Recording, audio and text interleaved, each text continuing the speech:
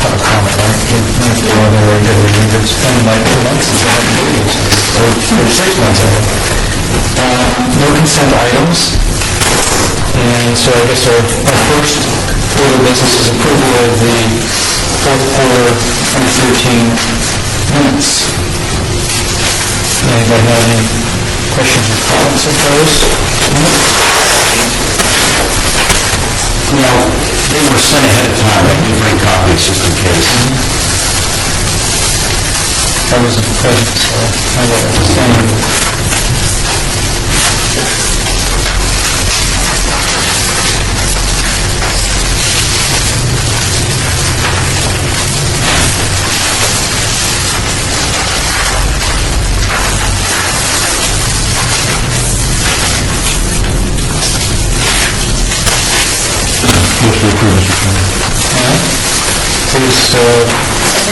Please vote.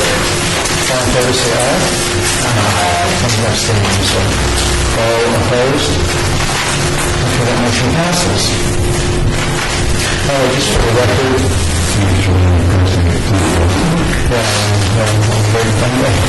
I'm switching. Just for the record, I guess we should indicate that all of our members are here with the exception of Julie Hill, who will do with absent today, and Dave Thompson, and Michelle. All right. So, all right, Freddie.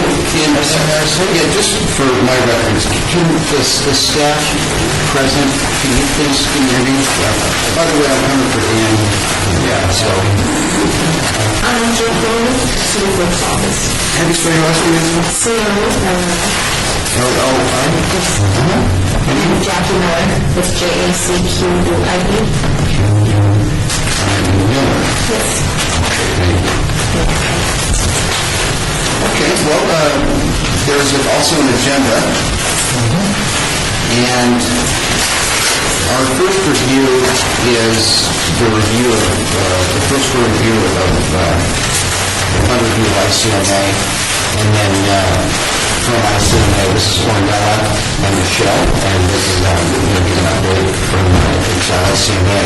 You'll notice that on the agenda, after we review ICMA National Implementation One, it's scheduled to then discuss possible consolidation opportunities within the three. However, I think it would be more efficient to do it one by one as we were doing. We also noticed that I have included possible mapping consolidation scenarios in your consideration. This is not, etched in stone.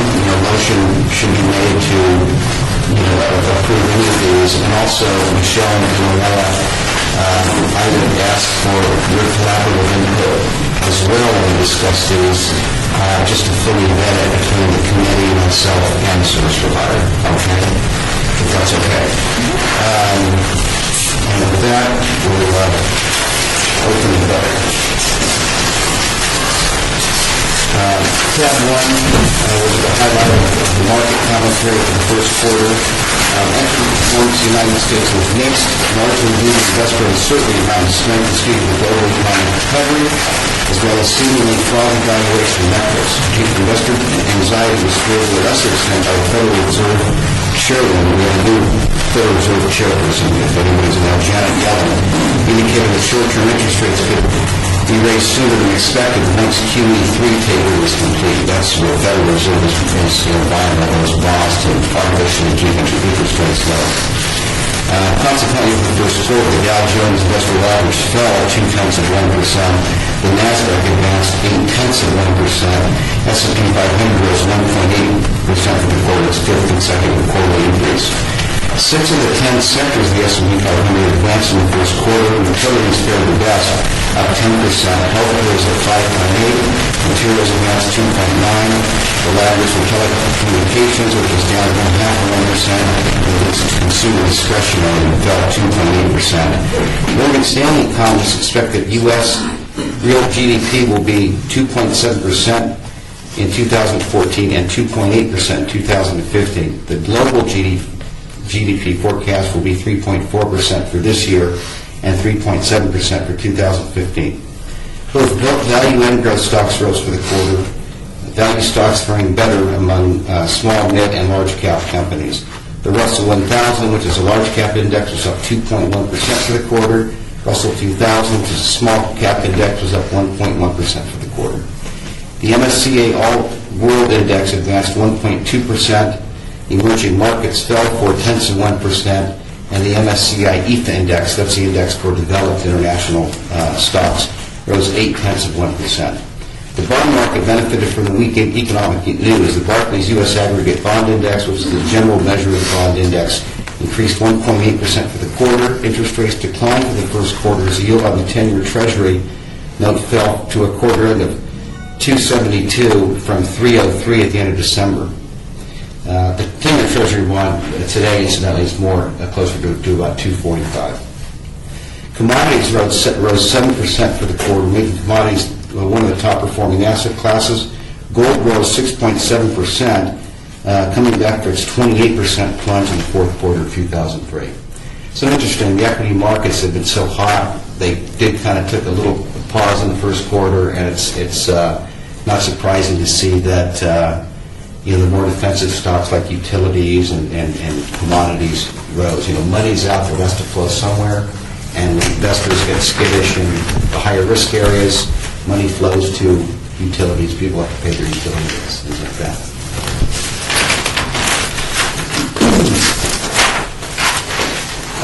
Tab 2, this is our executive summary that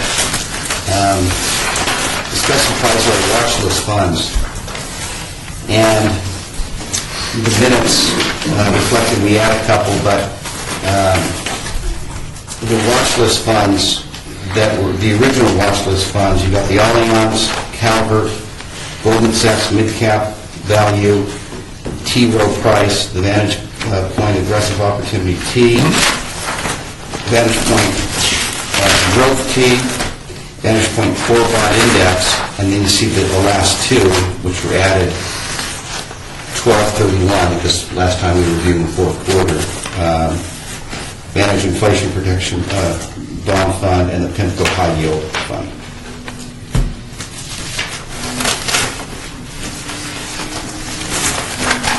If you go to page 11, here's the 47 funds that are on our menu, and again, the red markers are funds that either do not meet our investment policy guidelines of top 50th percentile in their category, or funds that aren't approved by Morgan Stanley through their screening process. On page 12, performance summary. 6 funds are in the top quartile, 3 in the top half, 5 in the top half, 17 more in the bottom half, and 13 in the bottom. So we've got some, good. This is just for the quarter. Some of the funds were better than their respective benchmarks. 4 were nearly the same, and 13 did not match their index returns. Fund highlights: the New Leading Real Estate Securities Fund was up 10.51%, ranked in the top 6% percentile in the category. Invesco Dividend, Diversified Dividend, up 3.8, ranked in the top 7 percentile. Goldman Sachs Midcap Value, up 372, in the top 27% of the Morningstar category. So there are some highlights here. If you go to page 14,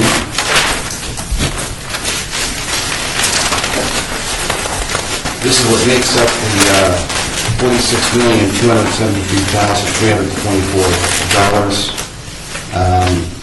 Broadly diversified. And when you look at these categories, you're going to see some of the categories have 2, 3, 4 funds in them. And when we review them, you'll see some consolidation of mapping opportunities based on the funds that were, not in compliance with the IPS over 2 quarters.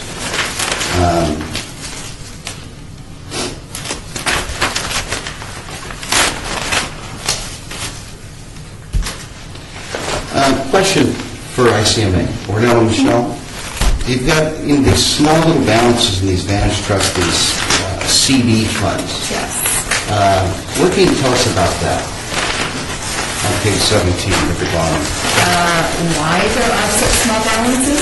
Yeah, and what if we were, I haven't really, if there's such small balances, I haven't really addressed that in any mapping or consolidation opportunities, but if you were, I mean, do you have to let those come to maturity? How would you deal with those? Well, there's a couple of ways that you could deal with it. So we've over the years, there have been times when we've offered CDs, and then there have been times when we haven't. We offered these CDs a couple of years ago, and of course, with interest rates dropping, they just have not been very popular. So you probably have a few people who've gotten into them more enticed by the FDIC insurance than anything else. So if you chose to eliminate them, of course, the penalty is that loss of interest over the period of time a person held it to maturity. So you could either freeze the funds. We could simply freeze them and say no new investors into the fund. No one else can put money into them. And then as they mature, we would simply just close it and be done with the CDs. Yeah. Or you could move them and choose to make the person whole or not, I guess. Yeah, well, it's, not that significant. There's certainly other funds, other areas that are higher conviction areas, but I was just curious, how we would deal with that at the time we want to focus on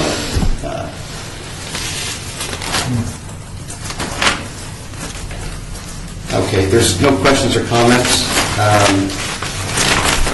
You can go to tab 4, page 21, just acknowledging our investment policy guidelines, top 50th percentile, 3 and 5 year. You have IC Nicholas? Okay. Page 22, this is just a visual of funds that aren't meeting, both 3 and 5 year. And I would say for more efficiency, if you go to page 28, scorecard detail, because this is what really polarizes our watch list funds.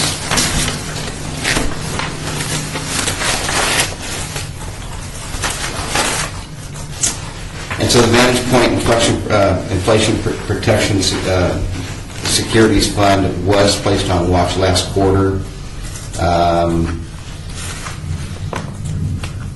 It did improve on the 3-year. Last quarter. It was 53rd percentile. Now it's 43rd. And it went from 52 to 55, so it got slightly worse, but I would suspect that the committee would want to keep it on watch. General protocols, we would keep it on watch 2 quarters before we take action on it. Is a motion required to keep it on watch, Mark? I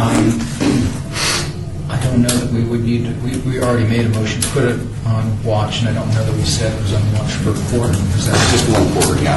Was that the motion? Yeah. And so you're thinking that every quarter we have to Not necessarily. Just keep it on watch. Rusty, do you have any other?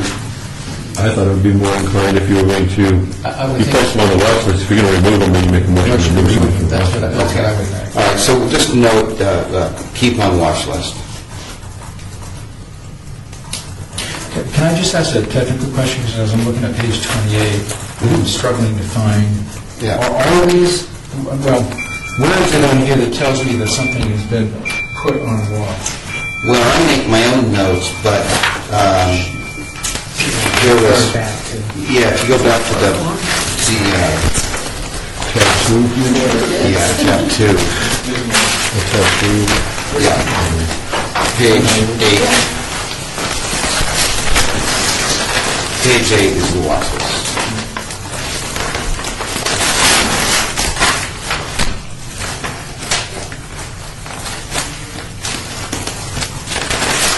And that fund is on page 9. You can see it was added after 12/39, so the first quarter, or fourth quarter, I think.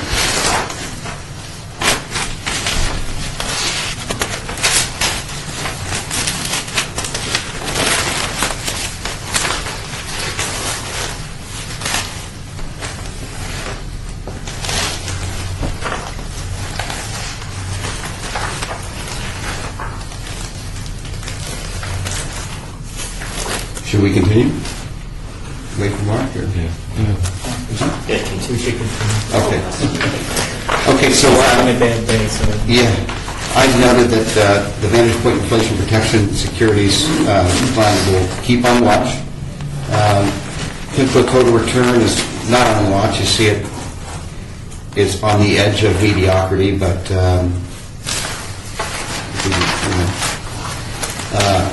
going on to Vantage Point Core Bond Index T, that has been on the watch list for 2 quarters, and last quarter on the 5-year it was 84th percentile, so it got a little bit worse, and on the 3-year it was 79th, went to 72, got a little better. So, that would certainly, stay on watch or be subject to being replaced. So at this time, if you want to refer to the fund mapping scenario spreadsheet,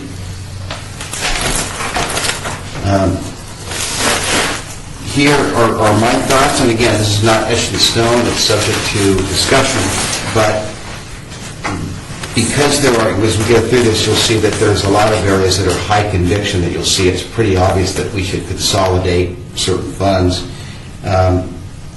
I would suggest the committee considers maintaining status quo, because the PIMCO total return is depending on mediocrity, and the Vantage Point Core Bond Index is not good at all. I would say, remain status quo pending one more quarter, and if one fund, does better, and maybe I can look for an opportunity to do a fund search and consolidate the 2 into a whole new fund.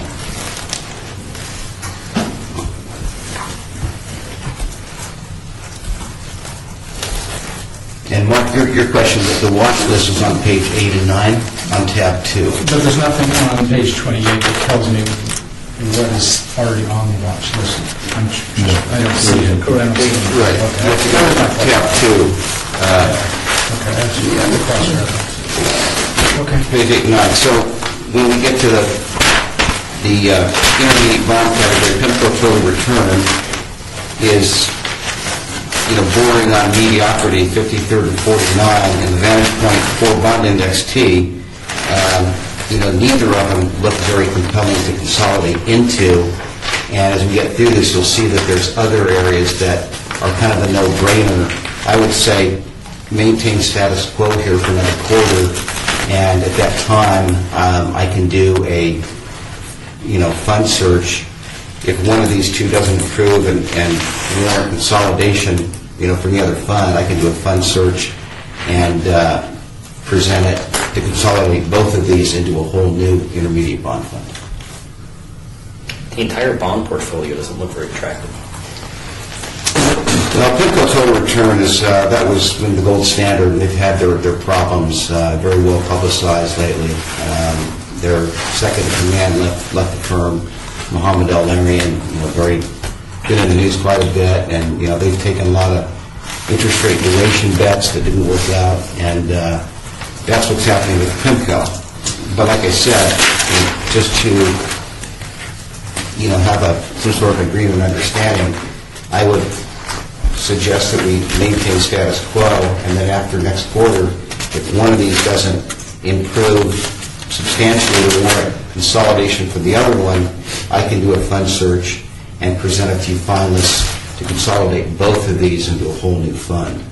I have a question. Yeah. What do you guys want to do? Yeah, that's exactly what I was thinking. I was thinking too. You want to pick funds for their company.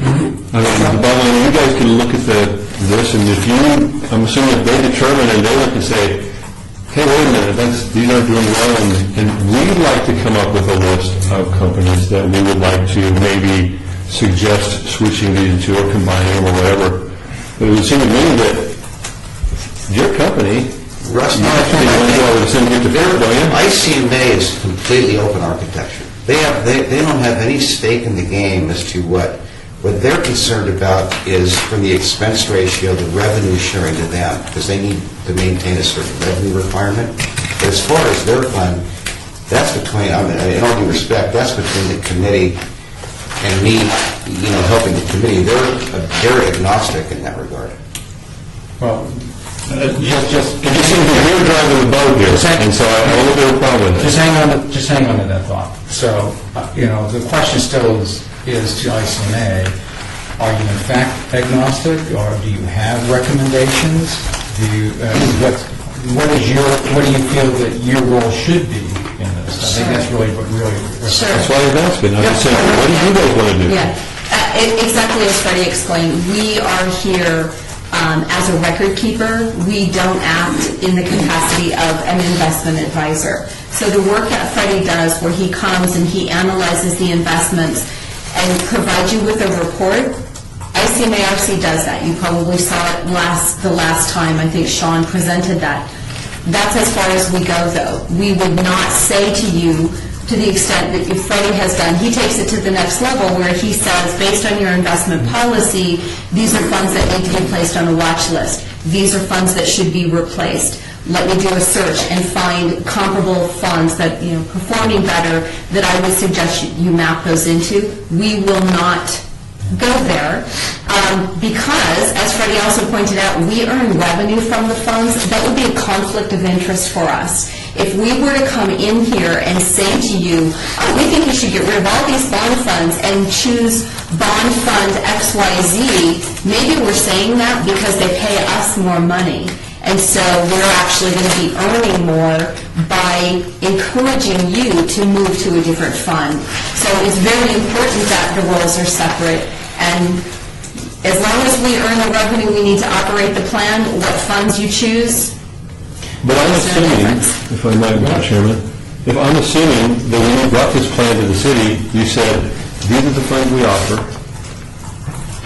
right? I mean, these are the funds we offer. So you didn't pick up funds that they invested in. Rusty, the issue from the very beginning, and the reason why we've structured this the way we have, is, and that's why I wanted them to answer the questions, so I think your answer was the right answer. Plan administrators they're not going to provide the fiduciary role of reviewing these plans and making recommendations and making changes. We've always done that by the seat of our pants. And so the idea of informing the investment community to make an informed decision, hire someone who's independent, who also has no stake in the game, because he's getting paid for his advice, but he's not he's not selling their funds or any of their products. So we're paying Freddie to help us review this and make recommendations to us, and I don't think you're going to get a plan sponsor that's going to come in and give us direct advice over this fund or record fund. I mean, record keeper. You're a sponsor. I say sponsor, I'm an administrator. So as far as you're concerned, if we remap every fund to a new fund, as long as it met your minimum revenue requirement to operate the plan? That's right. So we have a couple of requirements. There's a certain amount of revenue that we need to generate from the plan to cover our expenses. And then the other thing is we just ask, if we don't have an existing relationship with a fund company that you'd like us to record keep, we need to have time to see if we can establish that relationship. But other than that, no, you're absolutely right. Whatever you chose to do, if we can administer it, it can be done. This would be, in my mind, on the PERS side, this would be like having a Bank of New York come in, or our custodian, and say, give us what you recommend us to do. Akin to that. They're our record keeper, they do other things for us, but they don't give. We hire money managers in certain cases that manage funds, and we get advice from them, and we give them some advice. Anyway, I think this is a good discussion to have, because I think this is why we structured this investment committee the way we did and set the policy the way we did. Because, frankly, it's not been working very well. We haven't, the city as the plan sponsor has not been discharging, in my opinion, its responsibility on managing these plans. Well, you'll have to excuse me for being cautious and being inquisitive. No, after Freddie came last quarter meeting and suggested that we, as a good fiduciary, would be best off to take all these three funds and combine them into one and go out to RFP and have one company bid them all three. that makes me immediately defensive about some of the things he's going to bring forward. Well, and just again, for the record, Freddie's opinion is very strong, and I understand that. And I may have some opinion, but that's one of the reasons why we formed this committee the way we did, with even labor and management. And so if and when we have the discussion, it will be a decision that this committee makes. It won't be Freddie's decision, and certainly, And I am sensitive to that, Rusty, or I'm aware of your sensitivity to it, but the reason why I brought it up is because, there's no if, and, or buts. You would say fees. The participants would pay less in fees.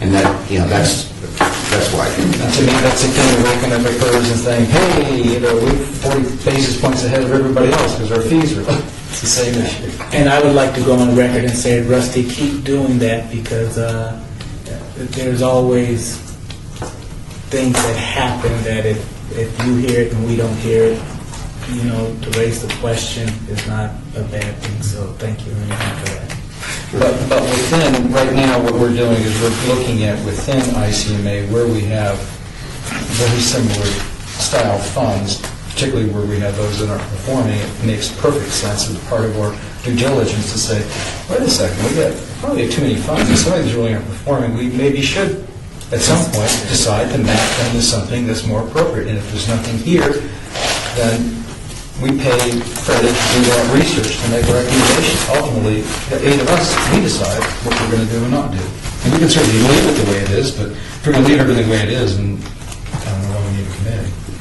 If I might, can I just give just a brief little background? The fund lineup that you have right now is what we would call like our standard off-the-shelf product. So it's just a fund lineup that we put together for plans of all sizes. It's typically smaller plans that would use something like this. They don't have a committee, they don't have the resources and have an investment advisor to help them. And so we provide a broad, diversified lineup that is probably too big. That's too many funds. We're just sort of trying to meet the needs of everyone. As plans get larger, you then realize and you have access to resources like an investment advisor, and you start to develop a much more customized fund lineup for yourself. So to your question about, this is what we've had, this is just what you had from ICMARC when we first came on board. This was just the standard lineup, and your plan has grown to a size and you have the resources to be able to really customize it, and this is what we see. I was just at a committee meeting in Spokane, Washington yesterday, and they're having the same conversation. So this is really sort of the next evolution as plans grow, that you start to look at making it simpler and veering away from our standard lineup, which goes into what we would call that open architecture, where you design the fund lineup that's going to meet your needs. Yeah, and one thing, if you'll notice, and you can comment on this if you would, please, is that if you notice, every category has a Vantage Point fund representative, and that is ICMA's proprietary fund offering. And I have to think that those funds probably share more revenue with you generally than non-proprietary funds? Yes, probably in general, that's a correct statement. Yeah. And so it's not surprising to see that the Vantage Point funds, as part of their sort of off-the-shelf, prototype offering, it has their funds represented, and also, competing funds. But going forward, because of the size and scale, and as long as the ICMA meets their revenue, they will have no problem if we consolidate away from the Vantage Point. Well, that's not, again, I don't think that's a knock against ICMA. Plan sponsor you go to, whether it's a Mass Mutual, Hartford, the old Hartford, ICMA, whoever it is going to have the same approach. If you get the vanilla product off the shelf, it's going to have their products. Not a criticism in any way. I'm just pointing out. Which again, part of this was, and I don't mean to belabor it, but part of this was, we knew we had these issues, and we knew we needed to monitor some performance, and we needed to make some decisions about consolidating some of these, even if we stay And again, no one's made a decision and there's nothing on the table to do anything differently, even though Freddie's expressed his opinion. But there's still a lot of room within each of these to squeeze them down, to make this review, make it a little more sense, and actually make it, the more simpler these plans get, I believe the more participation you're going to have. The more complicated we make, the more we drive people away. That's just behavior. But the other part of this, at some point, we need to, as a community, be concerned about the cost side of these plans. And I know we disclose that, but we still have a responsibility for that. So at some point down the road, and it's not today, may not be next quarter, but at some point down the road, we need to have a discussion about how do we manage the cost of these, because the costs are typically something that the vast majority of our employees have no clue when they select a fund. They're just clueless on it. And so we need to be aware of that. So those are the two primary things that I think that we're trying to do as a group. There's no hidden agenda here, Rusty, or anybody else, to merge all three plans into one. Right now, we're just trying to manage what we got. Right, and in short of, consolidating the three into two and one, which could be never, could be far off, we don't know. As long as there's three, let's make those three the best as they can, independent of themselves. So, All right. yeah. So back to the PIMCO Total Return Advantage Point. I would recommend maintaining status quo. There's other areas of higher conviction, and keep those on watch. Just to make a statement about that, Yeah. when I look at the core bond index, it's so low in both categories. Yeah. The cost or the effort, the administrivia, I mean, why wouldn't we do something with that one now? Well, That's the question. I could look for a replacement now, but, do you really need within the intermediate term bond category an actively managed core bond fund and an index? And by the way, on my spreadsheet, you see the asset amount and the expense ratio? Just so you understand, Yeah. what's being moved or I have considered. a question. Yes, sir. Before Rusty said something, you were talking about a certain one, where we didn't put it on watch, what do we do? Let's say, for instance, we said right now, drop that one. Did you have one in mind that we can look at so that at the next quarterly, we can compare what is data in that quarter and what the one we're looking at did in that quarter also, so we have a reference point of if we had changed, look, what would have the difference been, or would it have been the same? Well, I don't as of right now, but if the committee wanted to make a motion for an action item, I would certainly, take care of that. So you don't have one currently, is what I'm saying? No. And if I'm also fund agnostic. I'm never going to come and present one fund. I would present maybe three and compare them against themselves, index in a category, and show the committee and vet through. And What I'm saying is, while we're looking at setting three on this here page, we have them on the watch list. Is it possible we would have three that we don't own on a watch list so we can see their performance over a quarter or two? no. We can't just watch.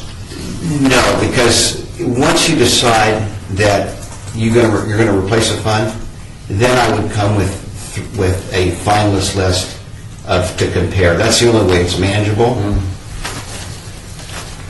Well, I do think it does. I mean, I would entertain a motion that we would ask Freddie to take a look at this bond category and actually come back with some potential recommendations. One of them may be if for some reason one of these funds comes around, one of it may be that we move money into that particular one, but then that just puts it on the list of consideration. Right. Yeah. That's what I'm thinking, is that maybe what we need to do here is make a motion to say we would like to take a look at this category, this bond category, and because we have some couple that are on the watch list, maybe another one that maybe should be on the watch list, or a couple, Right. maybe it's time to take a look at all of them together. Okay. And make a So different I'll come recommendation. back next time we meet with having done a fund search, and, because we're trying to identify the best-of-class funds, rank high in their, more respective Morningstar categories, good returns, and I'll come with a finalist, a group of that you can consider. And if these funds don't improve, then you can make a motion to map the two into one, or, whatever you want to do. Or map the four and two, or, we can make that decision when we make that decision. Okay. I know what you mean. Yeah. I know that's not our goal, I'm just saying that sometimes, When we have these, and especially this Vantage Point Core on, should we be looking at maybe the performance or the details in the back at each one to say whether... Well, I'm hoping that's I think that's what we're asking Freddie to do. We want to do this as a committee. I mean, we have it here, But you don't have other plans. Right. I'm just saying that to make a decision on some of these things, like... Other plans. Right, like in the case of the PIMCO, we said we're going to, the total return, the Advantage Point inflation, we're going to keep it on the watch list. It has only been one quarter, but we noticed that it's at 43%. And normally that would tend to make someone think that maybe it should come off. I don't know if we as a committee could use the details and then say, hey, let's keep it on the watch list or not, or do we just continue on with the recommendation? Yeah, I think the recommendation, let me just be clear, the recommendation is that Freddie come back with some additional analysis. And it may look like this, and may look something different from this, but more than this. Okay? And so we're gonna spend time specifically on the bond area, and we're gonna look at the performance of what we have, look at perhaps the performance of other alternatives, and then we're gonna have a discussion about what we want to do about it. We'll make a motion then. I'm not presuming that we're going to necessarily do anything, but we can't do anything until we have some analysis and some discussion, right? Right? That's what I was thinking. If we have an open architecture where we can select the whole palette of funds, doesn't seem to make sense to me if we have a 5-year return that's below 50% of its peers to even consider continuing with that fund. It doesn't make sense to me. I mean, there's thousands of good funds that we have access to. Why are we stuck with these files? I mean, if you look at the first 8 funds, 7 of them don't meet our criteria. The dilemma you're going to have is that you're never going to find a fund that's always going to be performing well all the time. No, we're not going to change yield every quarter, but when you have a track record of 5 years of below the 50th percentile performance, that might be an indication they might want to look at their management in that fund. Well, and things always happen. It's like a change in the manager. But that would be reflected in 1 year. If that continues for 5 years, then to me that's questionable. Yeah. Well, you know what? Excuse me, but you still have to know where you're going to put it. No, I know. So we can't wait, and that's why we have. That's why I think the recommendation should be for Freddie to come back with some recommendations, and so that we can decide what we want to do. And we need to have at least. It'd be nice, Freddie, if we have at least 3. There may be others. You may feel that there's even more than 3 for us to consider for whatever reason. Okay. You feel that. I will be But I think prepared with a that- very thorough analysis and fund search for considerations, a couple different possibilities. That makes sense? Okay. So, the Vantage Point Inflection Protection, FT, it's been on watch for 1 quarter. We'll keep it on watch. Until return is not on watch, the Vantage Point Core Bond Index T will continue to be on watch pending my bond fund search. And PIMCO High Yield was added to the watch list last quarter. So it's been on 1 quarter, and it did get better. Last quarter it was 68th on the 5-year, 64th on the 3-year. It did improve, but still below the 50th. So we will keep that on watch.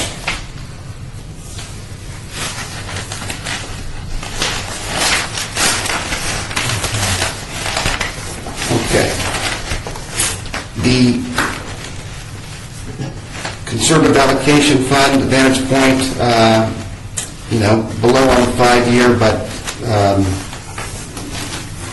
I would recommend don't put it on watch, just let it go for now. The moderate category, you got Fidelity Puritan, which is ranking great, 15 and 17. You got the Vantage Point traditional growth portfolio. That's a risk-based fund, right, Michelle? Yes. Okay. Is that approximately a 60-40 stock of bonds? Yes. Okay. And that 54 and 68, last quarter it was 51 and 62, so it's gotten worse. That fund has not been on watch, so you should probably put it on watch. And on my mapping scenario, although it has not been on watch, you could make a case to map that fund to the Fidelity Puritan.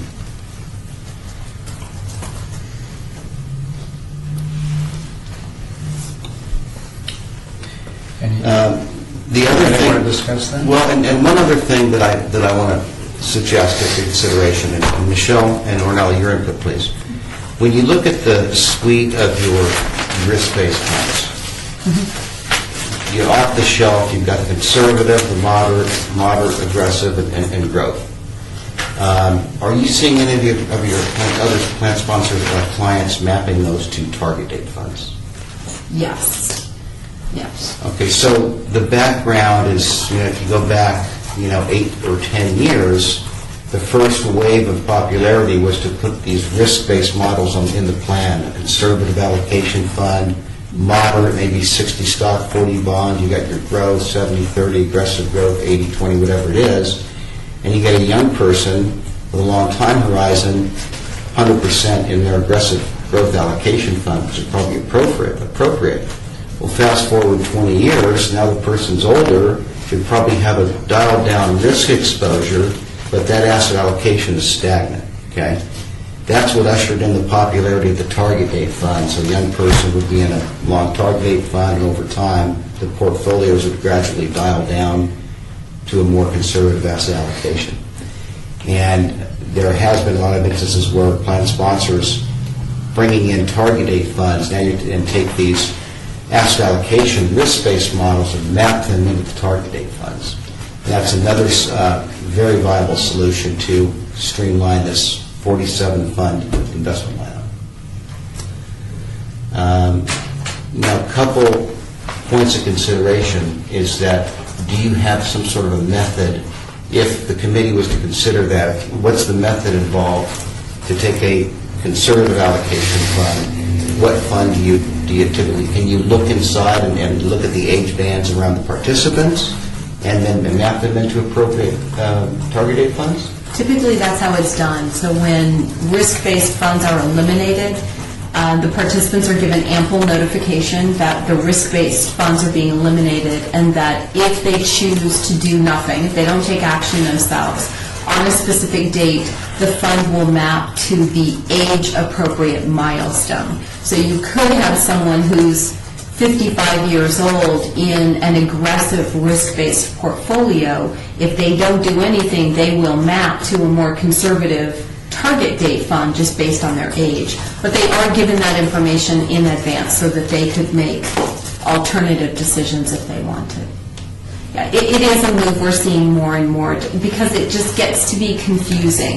Now I have, from a visual standpoint, we use pie charts to illustrate these portfolios, and then people are trying to understand, I've got risk-based ones and I've got age-based, and which ones actually change their allocation and which one is static. So you often see the risk-based being eliminated. And again, it's one thing to meet quarter after quarter and look at funds and put them on watch and replace them, but kind of spinning the wheels, not really going anywhere in terms of streamlining. But again, to take these off-the-shelf risk-based funds, map them into target date funds, very viable. Hey, Freddie, what consideration does the expense ratio should we, as individuals, take when talking about the performance of all of these different items? Well, cost is always important, but, personally, as an investor in my own 401k plan, I would rather pay the expense of 60 basis points and make 8% return than pay 20 basis points and make 4% return. Return is king, and, anytime you have an index fund, it's going to be cheaper because it's not actively managed, it's stagnant. But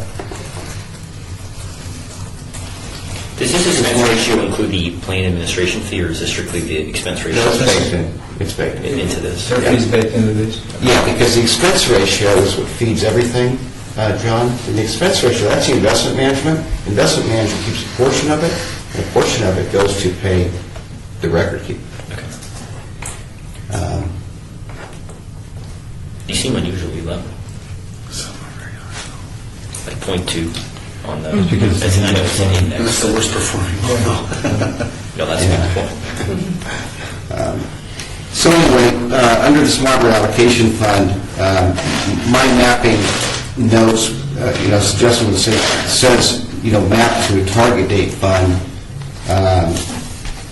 But again, if you make the decision for this risk-based model, you should, to keep it consistent and with continuity, the thing to do would be to take all of those risk-based funds and map them to target date funds.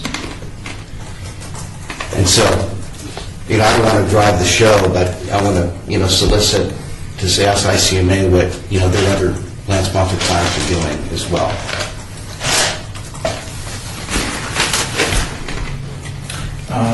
When we get to the target date funds, though, we have some there that, that may not be performing as well, so it's... Well, the targeted funds, now remember the whole to versus through scenario that we went through in previous meetings. ICMA has the preferential variety. They have through retirement. So if you look at their target date funds, the longer dated funds that are more equity heavy rank extremely high. Right. So the ranking here is still within the IPS compliance? Yeah, I mean, I guess it's not based on the target date, it's based upon them being retirement income? Well, it's each target date has its own Morningstar category that they rank in between. Right. And if you look at the ICMA target date, the Vantage Point target date funds, they call them milestone funds. We're on page 31 now. On the 3-year, they're all very good. On the, the income up to the 2025, those are the ones that are equity light because, they have more. So they're not looking as good on the 5-year, but then when you get into the 2030 out of 250, the rankings are very, very good because they're equity heavy. But as a whole solution, they're very good funds. But I guess what I'm trying to process in my head is, but when we talk about the risk balance based upon the target date of the stock and bonds, this rate, you're telling me they're less risk heavy compared to other, like for example, let's take the Vantage Point, the 2010, excuse me. Yeah, just take 2010? Yeah, the 2010. So, let's see, it's at 30th and then 80th. Right. And you're telling me it's 80th because it's less equity? Yeah, because For others in that compared to others in that category? that's correct. So I'm still comparing its performance to others. That's where I was going. So, Yes. I mean, I would expect, we're not looking at returns here, we're looking at rank. That's right. And so I'm still going to have issues where I may have the Milestone Retirement Inc., whatever that one is. I mean, that. It's pretty clear looking at his Vantage Point is that issues managing their fixed income securities over the last 3 to 5 years. I mean, all their 2025 funds 5-year period's bad, all their bond funds performance I is think relatively to Freddie's point that the target date funds is a pretty broad group. So when you look at the Morningstar category, you can have different fund companies that have completely different asset allocations. We take a much more conservative approach because our participant base, which happens to be all government employees, retire earlier. They tend to be more conservative as a whole. So when you compare our target date funds to others, TD Ameritrade and some of the others out there, TD Ameritrade, what am I saying? T. Rowe Price is one I know they're much more aggressive. So if you have a strong equity market, their funds are going to look better than ours. If you have a poor time period in the equity markets, ours are going to look better. This actually goes back to your point about understanding the fund itself and understanding what's happening in that fund. And the fact that they're more equity may not necessarily be appropriate, by the way, for that target. That's the other thing. That's, Correct. I mean, they may have more equity than they should for that category. Yes, So and it makes for them, your- right now, it makes them look like they're performing great, but they're carrying more risk. Right. Than perhaps they should for that age group. Well, in our analysis, because in Mass Mutual, we're switching the State Street funds to the T. Rowe Price more aggressive. T. Rowe Price, like the milestone funds, are managed through retirement, so they're going to have, probably at least 50% equity exposure at age 65. They don't reach their most conservative, asset allocation target until after retirement, on the premise that average account balance of the city are 90,000+. It's very rich.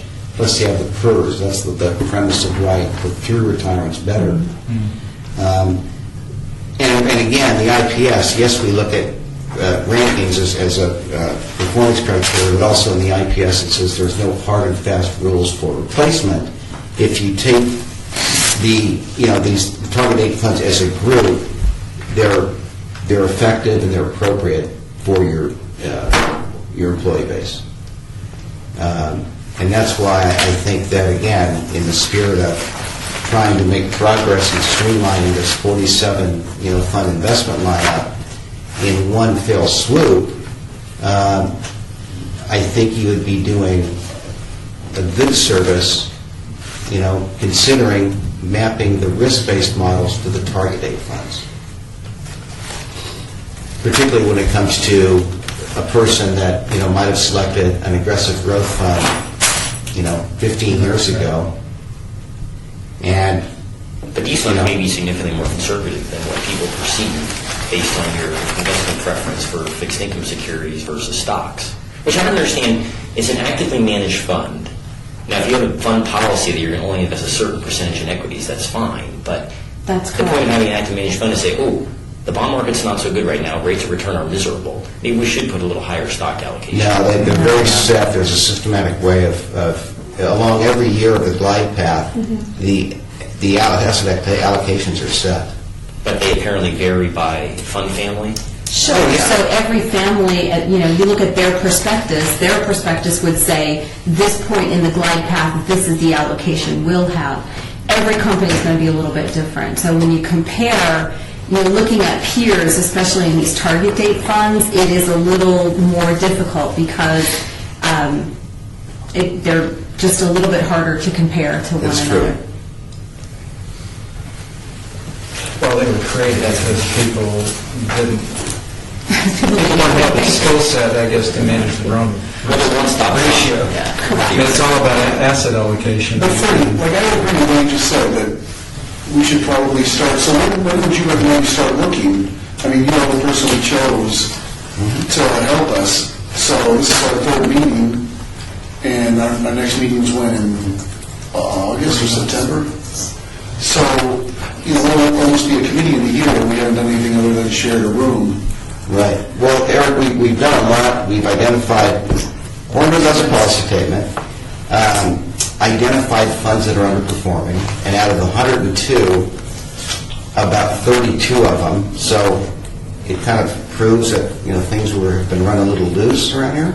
So we're trying to tighten that up, but again, you can't build Rome in a day. I think if you have to take a measured, organized approach you can execute on over time, And, we're only 2 quarters into putting funds on watch, so here we are with a list of recommendations to consolidate funds. So I think we're right where we need to be, but you have to understand the data and what we're working with is voluminous, and that's an understatement. Is there a preference to have an interim meeting that doesn't sit and focus on these performances so much and talks about policy questions that are not so performance-based discussions, rather like these discussions about mapping versus not mapping and consolidation versus non-consolidation without wasting ICMA and Mass Mutual's time, but where we want to discuss it? I think having a set meeting just to talk about some of those issues in general, because they're not unique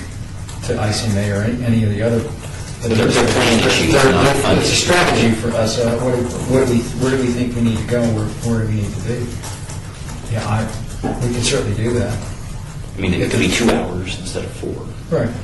Right. But Eric, you bring up a good point, but, I'm recommending to take action. That's what I'm saying. And you're right, we can't sit here and just, not get anywhere. Right. So, just now you said like 47. Yeah, and there's 4 or 5 risk-based funds that we could be mapping right into target date funds and reduce the fund line up by that much in one motion.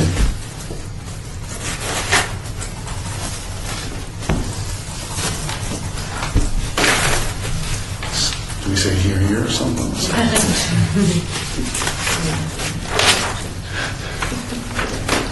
I mean, we can continue to go down this list and come back to these fund mapping considerations if you want, but Because they need time also, basically, they make sure they have a relationship with the... they already have the target date funds. No, but if we were going to recommend changes, they want to make sure that they have a relationship with... Well, here's the thing, Eric. All of these recommendations for you to consider, they're not going out and sourcing new vehicles. These are mapping to funds that are already in here. Yeah, and No, but what I'm saying is, if we were to replace them, right, then you ask for... I would make sure that they have a relationship, but they already have their trading platform is huge. They have relationships with probably 95% of any fund we would probably want. Okay, That's not going to be an issue. Yeah, it won't be an issue. okay. Some of these funds are freakishly low. I mean, like Calvert Equity is like $27,000. I mean, that's... Welcome to our... we got some multiple issues. One issue is we have a lot of funds, since we have some funds that have some small balances in them, which takes a certain amount of administrative and effort. And we ought to think about what do we do with those, whether they're performing or not performing, frankly. Then we have funds we put on watch, and then we have just the issue, we've got a lot of funds. Some of these categories are a lot of funds. And, And a VP Discovery is $17,000. Well, this is what happens, frankly, John, this is what happens when you, and again, I don't ding anybody, when you take a vanilla package and you put it out there and you say, here, before we offer it, you're going to do whatever they're going to do. And then afterwards, you're trying to dial it back and get it under control. I mean, this is not going to be painless. It's going to Yeah, I mean, there's a lot. Discovery Fund performs really well. I'll just say one thing. I remember, I think, in the first investment committee you made, I don't know why I remember this, but I do, and you made a good point, and you said there's a lot of funds, and the average, and Rusty also brought this up as well, the average person, let's say there's only one me, one person at Mass Mutual, one person nationwide, you can only see so many people, as much as we go out there in the field and this and that. So all the time, sometimes they get familiar with the funds, unless they take the self-initiative, like someone like yourself, is going to understand, the Discovery is actually a pretty good fund. But they don't know it's a small, or how the management is handled, or what it looks like, unless they maybe meet with the rep to understand it better, or, like, as you pointed it out, before. So I can see why there would be some smaller numbers in some of the other funds. Because where you see people tend to go in, especially when at least with ICMARC, I'll say, our actually diversified because a lot of there are clients that are in our managed account program, which keeps them diversified as well, appropriate, a little bit more personalized. Or they tend to fall maybe in the target date funds or in the risk ones as well, something where it's either stagnant for a risk level or something that gradually shifts to be more conservative and they like that method, or they just want someone else to do it for them. And so there's probably, like the Calvert equity, they don't even recognize the name Calvert, no one else is going to research it, So to your points, and even, I remember in the first meeting from what Rusty said, there are ways to consolidate, and that's why you guys are here to help out with that and bringing those viewpoints in, because at the same time you represent, I can explain what I've seen and what I work with and so forth, but you also work with the people next to you, and you know what they think and what their concerns are as well, and I know part of that is too, so, it's a good... Well, I talked to some friends who have retirement plans where they have access to pretty much anything they want to do. They can buy funds in any family, they can trade stocks. That's open at the brokerage window. Brokerage. We don't offer that, right? ICMARC has the brokerage service.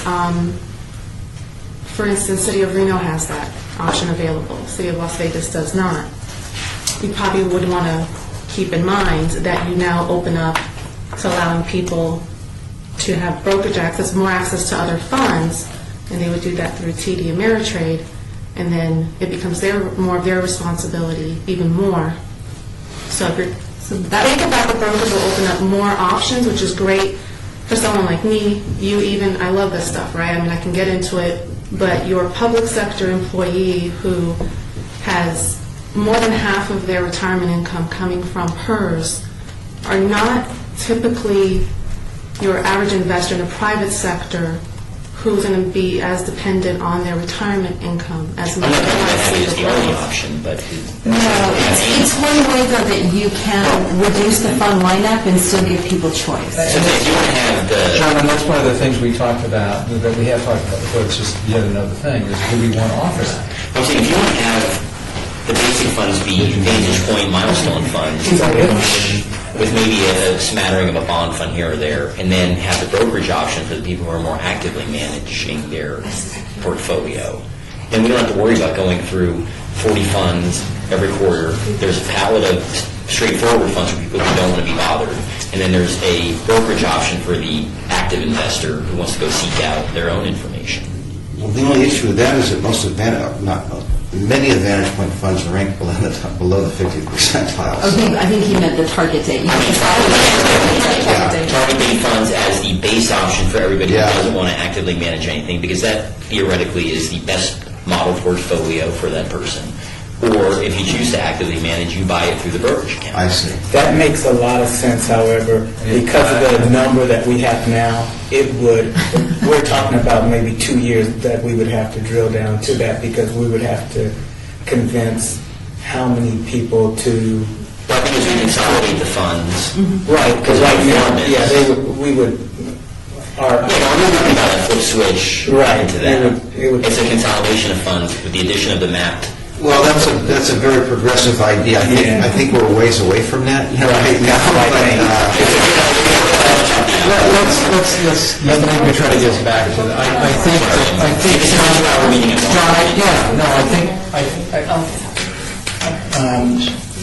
without actually taking a vote and motion on that, but I'm sensing that there's an appetite maybe to have a shorter meeting where we talk some of these philosophical things as opposed to the technical, exactly how we're going to do it. And I think that's kind of what you're talking about. So maybe I'll work with Regatta to set something up before the next quarter where we can have some of those discussions. Maybe you could answer a question for me. Yes. Freddie, just so that I completely understand what you're talking about here. As an example, on your mapping suggestion here, the moderate allocation. The Advantage Point model of portfolio traditional growth, when you say map to a TD fund, to target date fund. Yes. So you basically just tell the employee, this fund's being closed, and we're going to move your money to some target date fund. Move $4 million, unless you choose to say, Unless you choose to stay in the Fidelity Puritan Fund that's making, it's in the top 20. Well, no, I'm not saying leave the Fidelity Puritan alone. It's a right. very high-ranking fund. Yeah, that's what I'm saying, but What he's saying, I think what he's saying is if we map that to target date the fund. target date fund, then the notice to the employee is we're going to map it. This is where we chose to map it. If you want to do something else, then you can notify them in time to map it anywhere you want. This is where we think is the best match, that we're moving it here, but you can do whatever you want with it. You might all of a sudden wake up and say, wait a second, I don't know why I'm in that risk fund. I really want to be somewhere else. Thanks for waking me up. I want to go do something different. I want to get mapped to a TD fund. I guess that it just pops at me is that you got $4.1 million in the Vantage Point Fund, and you got $290,000 in the Fidelity Fund, even though the Fidelity Fund appears to be a much stronger fund. But instead of going to the employee and saying, hey, have you ever considered just moving your stuff into the Fidelity Fund because it's a much better fund? We're going to move you to something that you really, most people don't even know what target date funds are. My people, and when all of a sudden they threw these in, because Nationwide didn't have them, and they just put these 2-year prices in them, and now they're going, the hell are these? Rusty, I think that's a discussion that we need to have. I hear what you're saying. So now you're going to throw them in. I think that's a separate discussion we need to have Because because you took away some of their options, now you're just going to throw them in because you took away your option. what I'm hearing and what I saw nods about was in some of these risk-based funds, they tend to, originally they were created more like what the TD funds currently function. So mapping there seemed to be there's some logic to that, and taking them all en masse and doing it may make sense. Which target date fund would you do it then? No. You, the age band.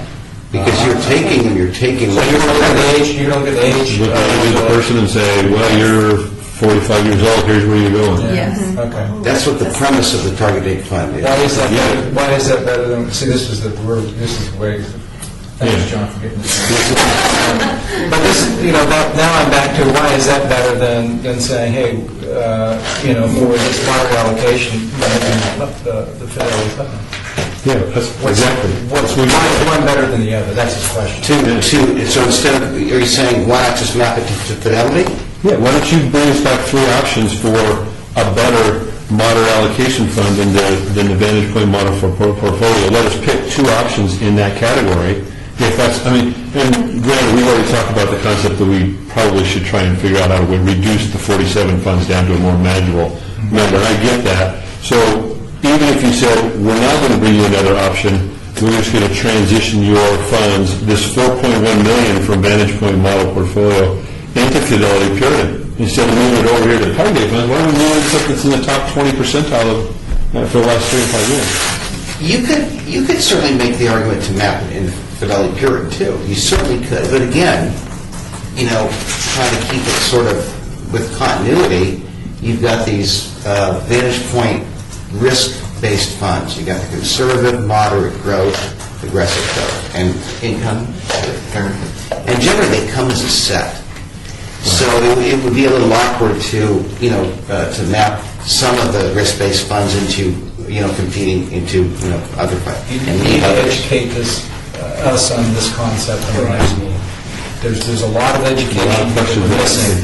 And so before we're going to do anything, I think it'd be wise for us to take 2 or maybe 3 hours, John, to have some of these discussions, because I sense that other than perhaps saying, yes, we agree, we need to do something about this bond group, come back next time with 3 mapping considerations, but beyond that, there's a lot of questions still circulating. I think we need to get some philosophical and strategic questions answered before we keep going on. I just feel like we veer off onto these tangents during these meetings, but we never come to a consensus on where we want to move it. Right, and I'll stay here till 10 o'clock, but we are kind of running behind on time. Yes. Be by itself.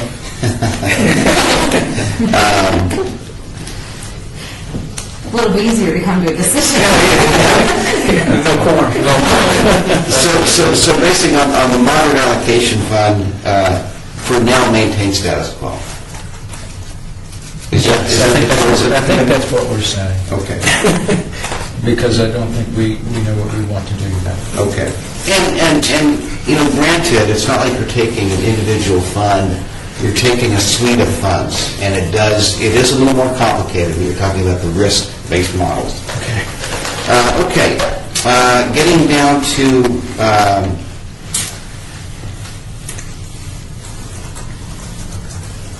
well, the Vantage Point model portfolio, would you like to put on watch? It has not been on watch. Yes. Yes. Yes. To stay consistent with our policy. Yes, We've got right. information about Okay. Agreed. Somebody like to make a motion for that? I make a motion that we put the Vantage Point model on watch. Okay. Second. Please vote. All in favor, aye? Aye. Anybody opposed? No.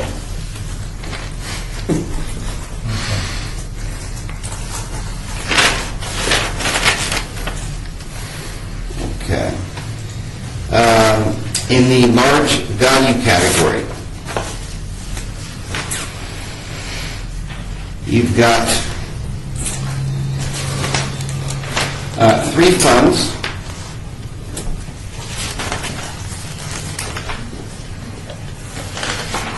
Allianz NFJ Dividend Value, which has been on the watch for a couple of quarters. It has gotten markedly better. The last quarter of the 5-year was ranked 85th. It improved to 43rd. On the 5-year, it got slightly worse. It went from 43 to 49. You do have a very high-ranking fund, Invesco Dividend, and I would ask the committee to consider mapping the Allianz NFJ dividend value to an Invesco dividend, and keep the Vantage Point equity income at this time, so you're going from 3 to 2, and at least making a little headway, a little progress.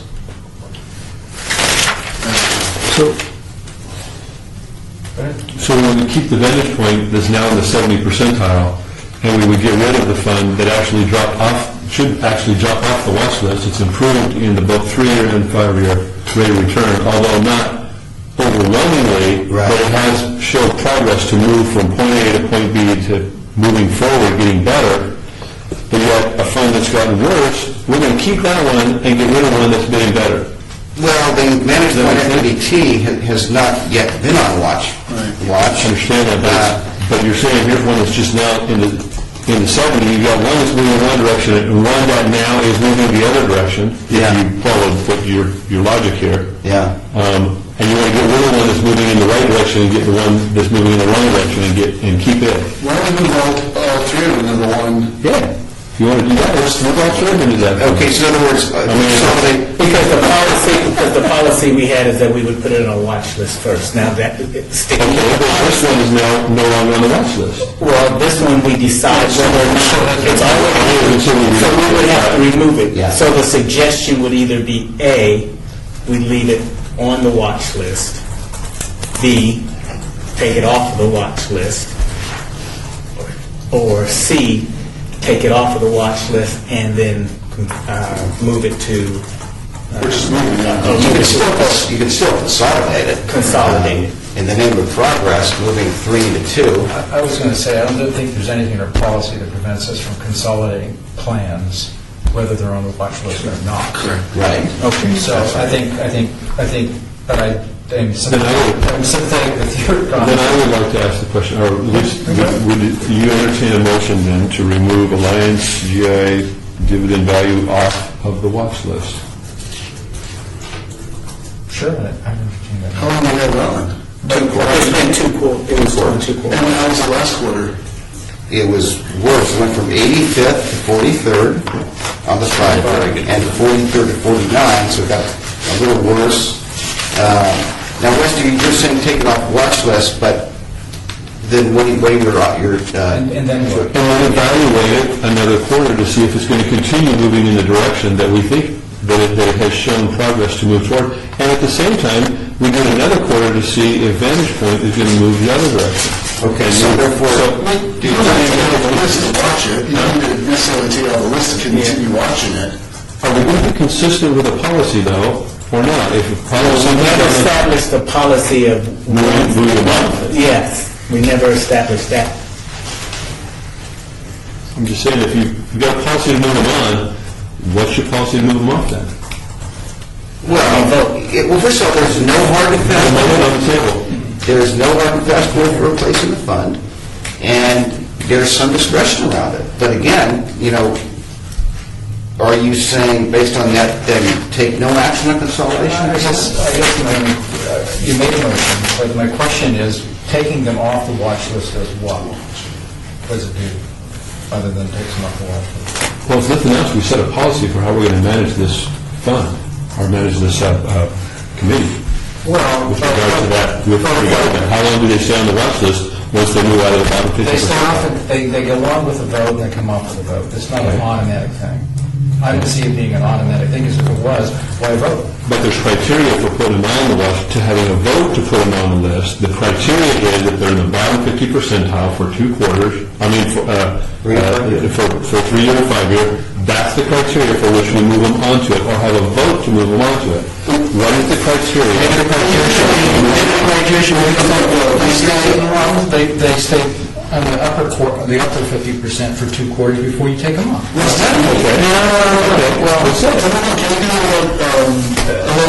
our guests, can we have that at a regular board meeting? Well, this is. So therefore, no consolidation in this category? I don't understand why we just don't do it automatically. If they're on for 2, they're on. If they're off for 2, they're off. Why do we have to put that? I mean, because it's 49%, we have to have some dividing line. Right. It's 49%. Here's what we're going to do, because this is we can't keep dragging on like this. We're going to have as many meetings as it takes without ICMA and the other here to figure out what we want to do. If we want to have changes to the policy so that there's certain automatic things that happen without our vote, we can discuss that. We could do that. If we want to have some discussion about some of the theoretical and strategic things we're talking about, then we should have that. Today, what we're trying to do is, what I think we're trying to do, and what I think we should be doing is this needs to be suspended a little bit. We can talk about it as we go, but I don't see us taking any action on this because we're not in agreement. We're still struggling over what are we doing and what's happening, and I think, again, education, a little more education for the board members would be helpful for all of us, myself included, and then we can make some decisions about what we're If going we're going to to change policy, it should be on the agenda so we know what we're coming into. So, as an example, I mean, if we're going to establish some guidelines or some consistency, so your mapping here shows that you want to, I'm not saying you want to, but you're suggesting mapping this alliance into the Investigo. And again, I'm not for or against it. With a fund that's actually moved out of the bottom 50 percentile in this rank 5. At the same time, you suggested holding off until next meeting on the Vantage Core Bond Index Fund that's been in the 72 and 86 and has stayed on the watch list for an extended period of time. You didn't recommend mapping that to something else at this point in time. Right. You're making a recommendation to map one that's moving in one direction, and you're not making a recommendation to map another that's staying. I mean, that's been fun for a long time. No, I think what's different between those two is I'm not sure we felt we had a bond fund that we already see performance on. So over here we have one where we have, so I think we're kind of overlapping the idea of what goes on watch, what comes off on watch, when it's on watch, at what point do we make a decision to get rid of it and map it someplace. The other decision feels like this idea of consolidation. How do we go about shrinking the number of funds? I think everybody agrees we need to shrink the number of funds. Do we do that based upon who's poorly performing and go through that first, or do we do some kind of a more extensive mapping? I think those are things we need. I think those are things we need to talk about as a group from just a policy perspective. We just haven't done enough of that. Yeah. We just haven't done enough of that. I agree. But Rusty, to your your inquiry, the way I approach this is that when I look at the bond category, that's a bond category. And then when I'm evaluating it, that is completely independent of any rationale I would give to a fund category where I see there's more conviction on a clear action to take. So yeah, as Mark said, in the bond category, neither of those funds is worthy of consolidation right now. So maintain status quo. I've now gotten a request to do a fund search, so that's something I could take action on. But in this large value category, it's true Allianz is approving, but in the spirit of consolidating, the Management Equity Income Team, in fact, has not been on watch. NFJ, even though it's gone to 43rd and 49, it doesn't mean you automatically take it off watch. You can still keep it on watch. There's no hard and fast. Again, that's probably a policy decision we need to talk about in another meeting, Mark, about how we're going to do this or not do this. Okay. If it's stayed on for 2 quarters or 1 quarter or whatever, just that's a policy that's going to have to be established at some point in time. Well, how would the committee like to proceed with regards to this review? Do you want to? Well, we've already established that we're putting funds on watch and taking them off via a vote. I think it'd be nice if we could get through this list. Are there any funds on here that you feel that we should be putting on watch that we don't currently have on watch? Let's get that done, because I'm sensing just clearly that it's going to be difficult to do anything with respect to consolidation or transitioning from one fund to a whole new fund until we have these other discussions. Okay. On page 30, the Harbor Mid-Cap Growth Fund.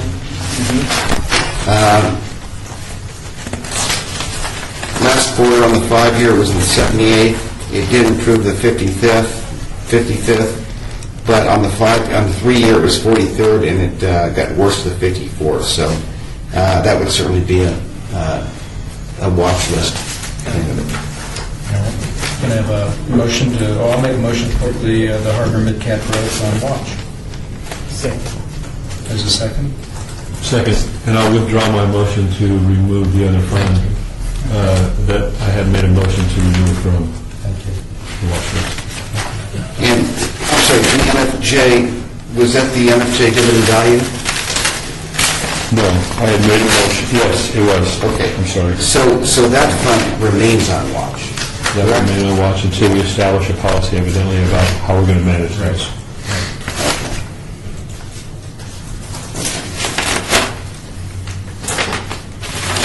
And that is really the extent. So, in addition... We got a secondary vote. One second. We have a vote on putting the Harbor Mid-Cap Growth on watch. We have a second.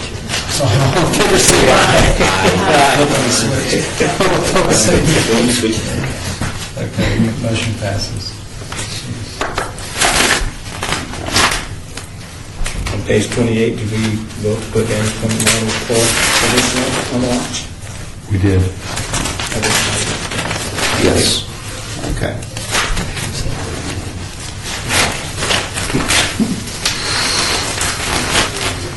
Okay, so in addition to the 9 funds that were on watch, additional 2, we now have 11 funds on watch.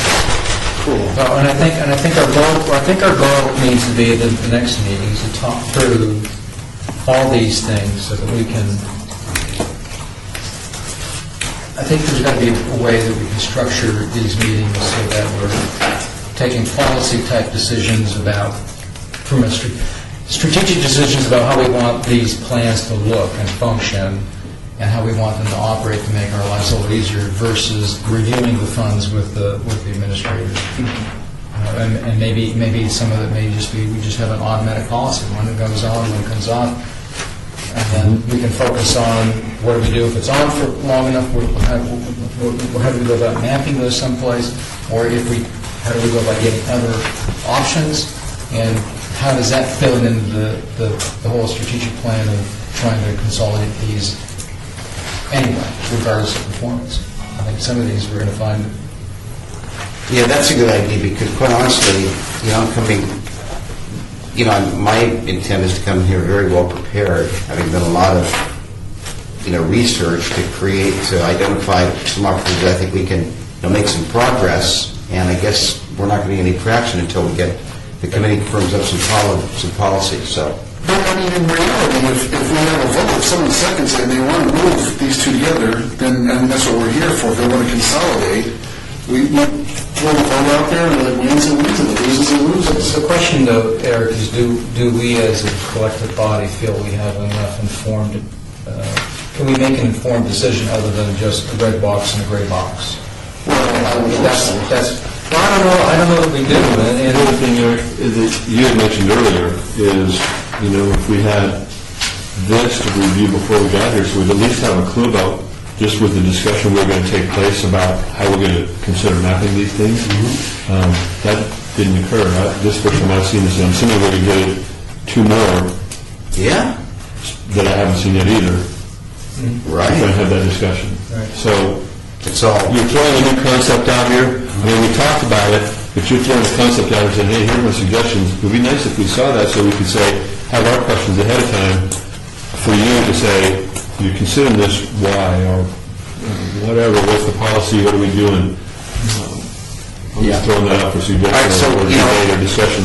Going forward, like when I did last week forward the review books to Dan's and the committee, I should have sent this at that time. We got So, this. but just a quick, if I could just bring your attention to page 29. And to Eric's point, I know that there's some pending policy decisions that have to be made, but in the large growth category, we've got Calvert Equity Ag is put on watch for 2 quarters, and Vantage Point Growth T-on for 2 quarters. And then And you've got this T-Ward price that's rocking great. Is it really that hard of a decision to... After we move everything to T-Row, immediately move everything I have in the T-Row, or no? No, I mean, is it that big of a decision to map? That's what I'm saying. There's T and the Calvert, But then someone brought up the motion to amend the Calvert thing, the T-Road price. Well, I don't want to run contrary to the policy issue here, but I'm just bringing something to the attention. Well, with $27,000 in balance, we're not going to get to I still think, I don't know, I still think I think we need to, I personally think we need to try to restructure some of these meetings differently. And I think that's part of my other reason for wanting to talk about this separately. Okay. Because, there may be an appetite to what goes on watch, how it comes off watch is automatic, and then we don't have to look at that.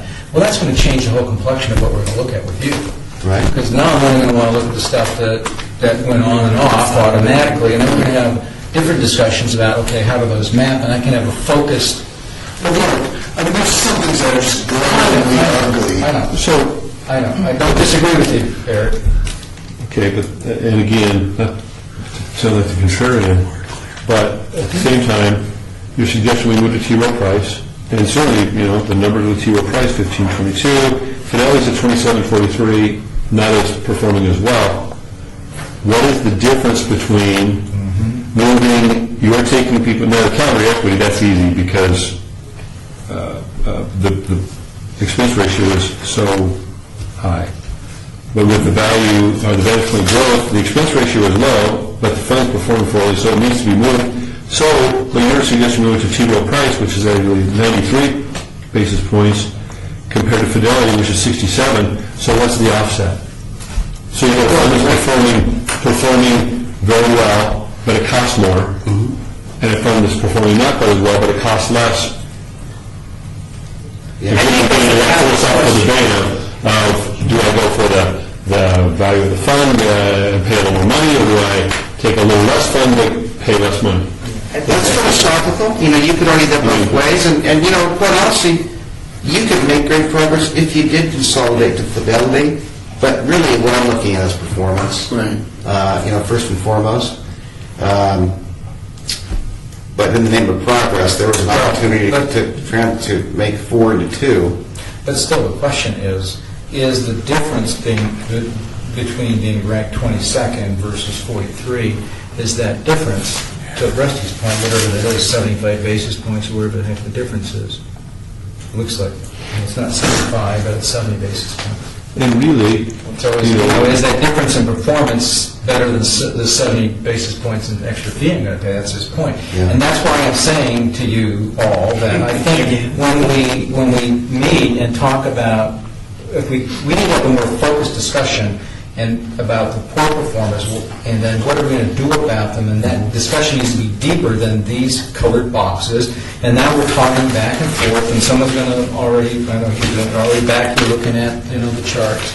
I think we need to have a different discussion about those, and what's painful right now, there's just so many opportunities. and I'll tell you, one of the things that I brought up to Nationwide on the backside of this, and I'm not really pleased with some of the stuff that in their sheets either, and that is, so, I'll just use an example.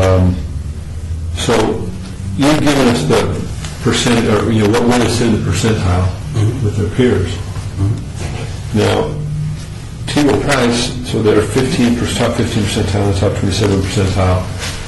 What's the difference between the rate of return percentage? That's what I'm just saying. The same thing. Because we don't get that number. And Nationwide, My point is, you got to go to the other sheet to get it, and that's what's frustrating. Nationwide goes out and sells, or I'm assuming any of you don't sell. When you go to sell or not sell, when you throw these funds out to people to, here's your plan, or here's our options, you just show the 1, 3, 5, and 10-year and since inception rate of return. And our numbers look at that and they go, oh, this one's got this one's doing the best over the course of this many years. I'm going to go with that one. What they don't know, though, is that fund they're picking. Because one of these funds has got like $4.1 million in it. They may have a fairly, what looks like a decent rate of return, but if you compare it to your peers, it's actually like 70% or whatever. Rusty, therein lies, that's what validates the whole formation of the committee with a consultant, prudent man concept to make high-level decisions to improve, the opportunities for these people. And you're exactly right. Yeah, because people are not going to look at, They're not rate of return.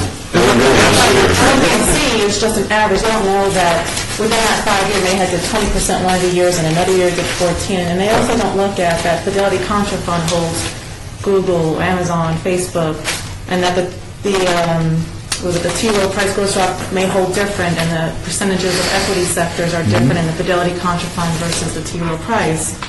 I know Fidelity Contra Fund actually holds more technology than the T. Rowe Price. There could be differences. That could be differences also in rankings in the same category as well.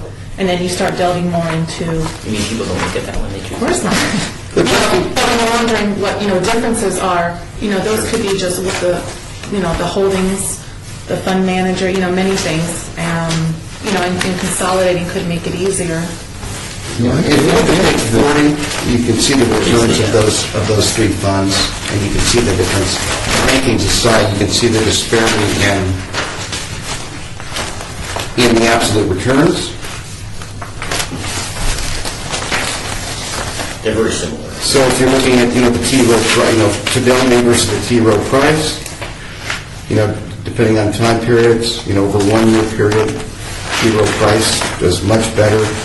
Over a 3 year period, it does somewhat better, and over a 5 year period, it does somewhat better. Actually, pretty substantial in all those three.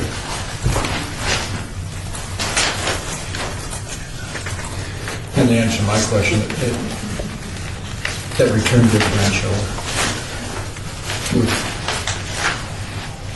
differential on T. Rowe Price pretty much. There's one thing that's extra expense. That's right. And so this is to the point that I was trying to make before, that we've got a lot of canned reports here. And so I think if we could focus, or this is what we need to talk about, how do we focus our attention on the things that matter so that when we're making this sort of decision, maybe what we ought to be, instead of looking at these performances with something going on, watch, coming off, watch, we ought to be looking at these performance sheets. And you can see the absolute returns to the benchmark and the rankings. You can see the rankings down here. Yeah. The scorecard detail, that's just a polarizing visual of the funds that are on watch. So it has a purpose. Well, again, if we automate that so we know what's coming on, what's going on, coming off, going on, we can focus differently. again, I would have been able to have that discussion in a more clear fashion. We could have gone to this page and seen this page if we'd have known this is what your suggestion was going to be. To have those, thought process. We were going to have one of these, this meeting to happen for us to understand we were going to need to have more meetings, so. The encouraging thing for me is I think all of you get it, that we've got too many funds, we've got to do something about consolidating. So that's, to me, that's a big accomplishment. Getting it done, we'll get it done. And it's not going to kill us for another quarter to do it, so. What I don't want to do is just sit here and bounce from fund to fund, chasing return by keeping the same amount of funds. Exactly. Just- And actually going the other way, we're now 2 more are on watch. Yeah. Thanks for reminding me. All right. So, what are we going to do to wrap up with ICMA? Because I know we're waiting. Well, then, to summarize, we're keeping the same number of funds on watch. We've added 2 more, and all the other funds are performing in compliance. And any mapping or consolidation considerations will be shelved pending in our meeting to discuss and solidify policy. And one of those funds you were going to bring back some opportunities to, That's right. And on the, if I'm not mistaken. yeah, It's on the bond. in the bond category.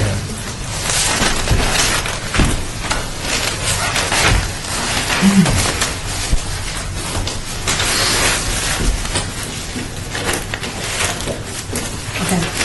And then we'll wait a few minutes before the next one comes in? Yes.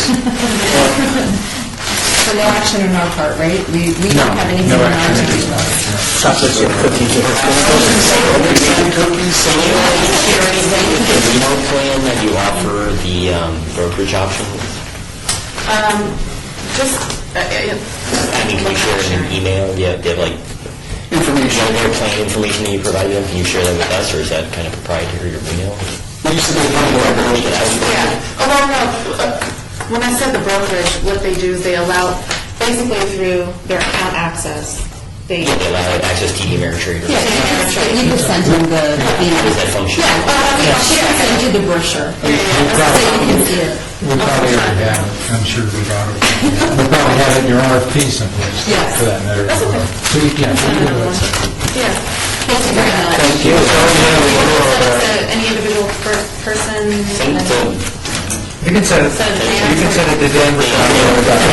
You'll send it.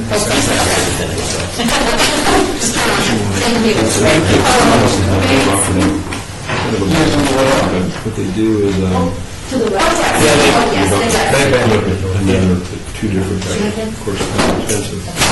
One is that you want to We'll take a little recess.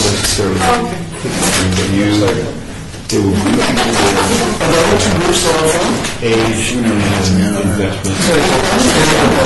profile. I mean, it tells you.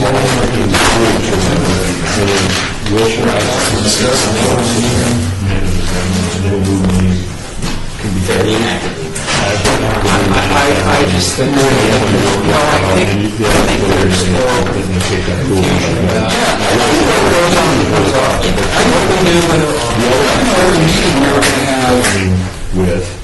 I thought we could have some meeting where we just got to talk amongst ourselves. well, the problem is we're only meeting quarterly, and so every quarter there's performance to review, and that's... Is this mine? No, I'm saying, somebody gave me what I'm saying. That's what we're doing. That's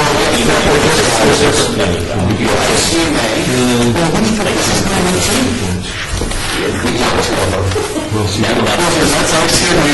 This is ICMA. This is ICMA. 2 ICMA. So we have Okay, give me a shot. Take this. You can have it.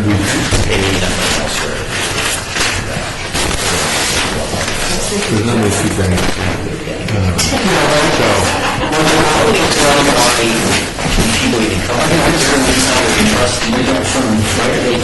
These other people were young, which people have as a board, that's fine. We're not-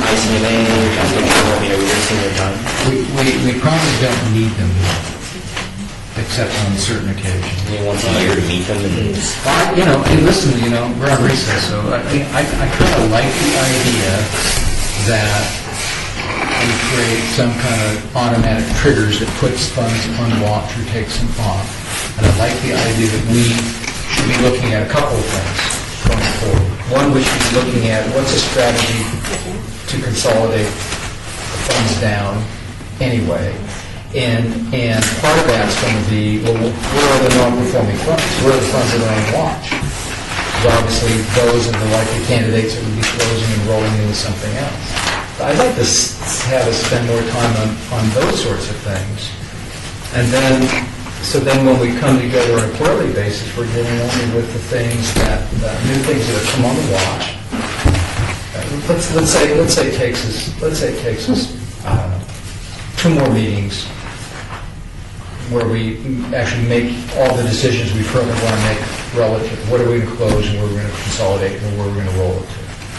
And once we get that, then we're on a maintenance basis, and then we're really going to look at the stuff that's not performing. Well, I guess it's a point from now is we really haven't done anything other than put things in a watch.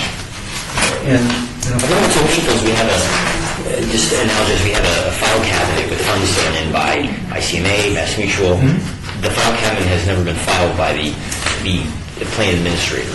So they're just sitting in the file cabinet, unwatched, unobserved. it's not entirely true because even before we had the committee, we had somebody in HR that would meet with the plan sponsors, and then they would use another consultant. They would typically use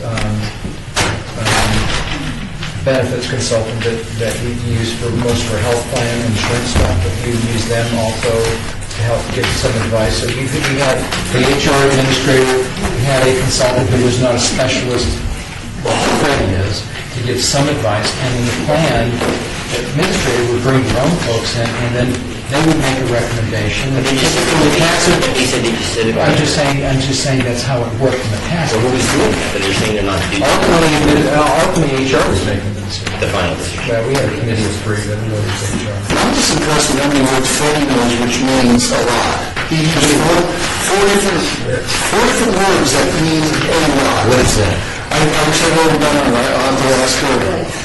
How many words he used that meant like 4 different words that meant a lot? What were they, you remember? Maybe. Very close. I would love to know. I'll say them again to you.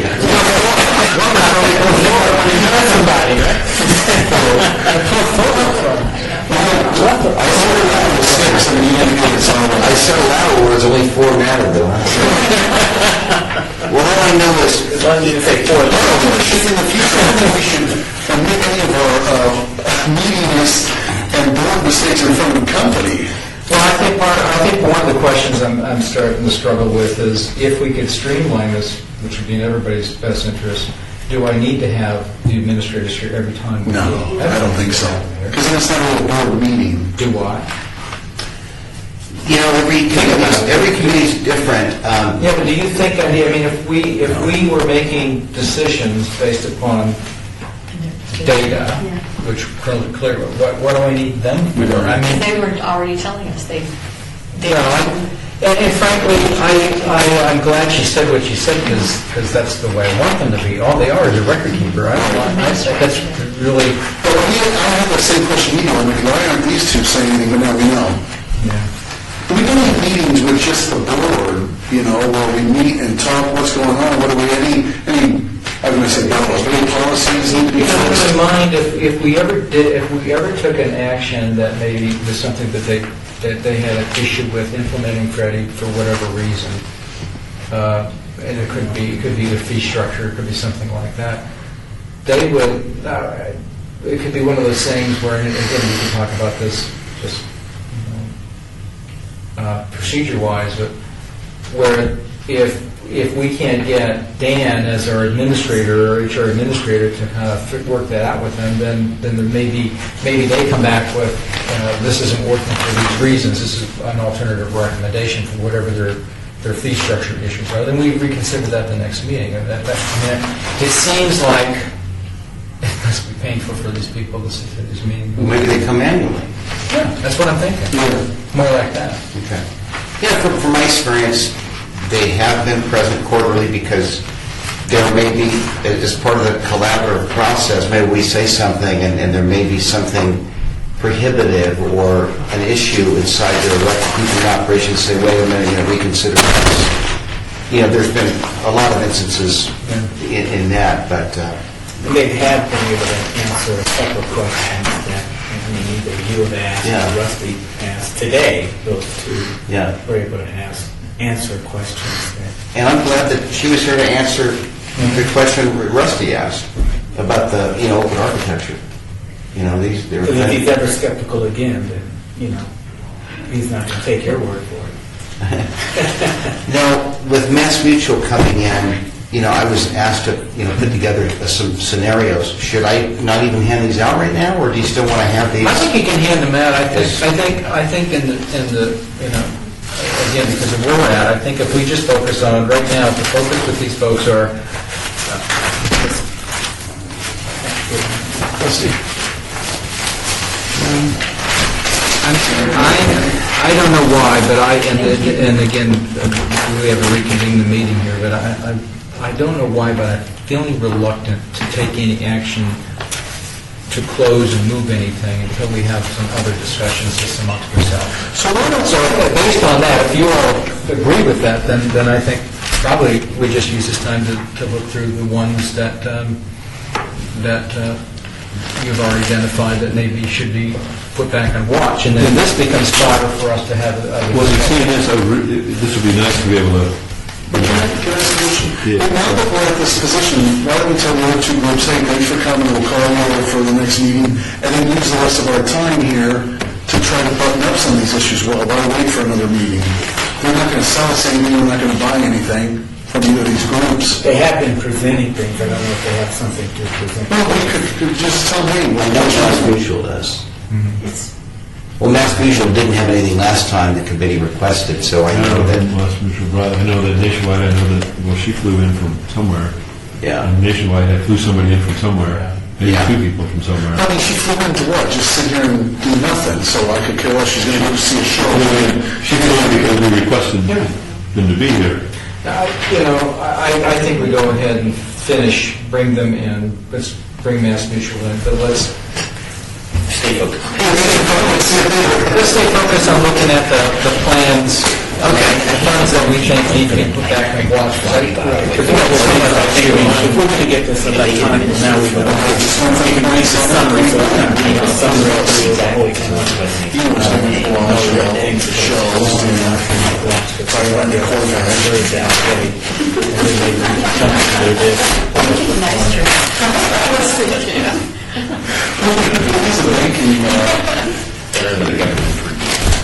Oh, gosh. When we went on trips, I came before the summer at the airport. You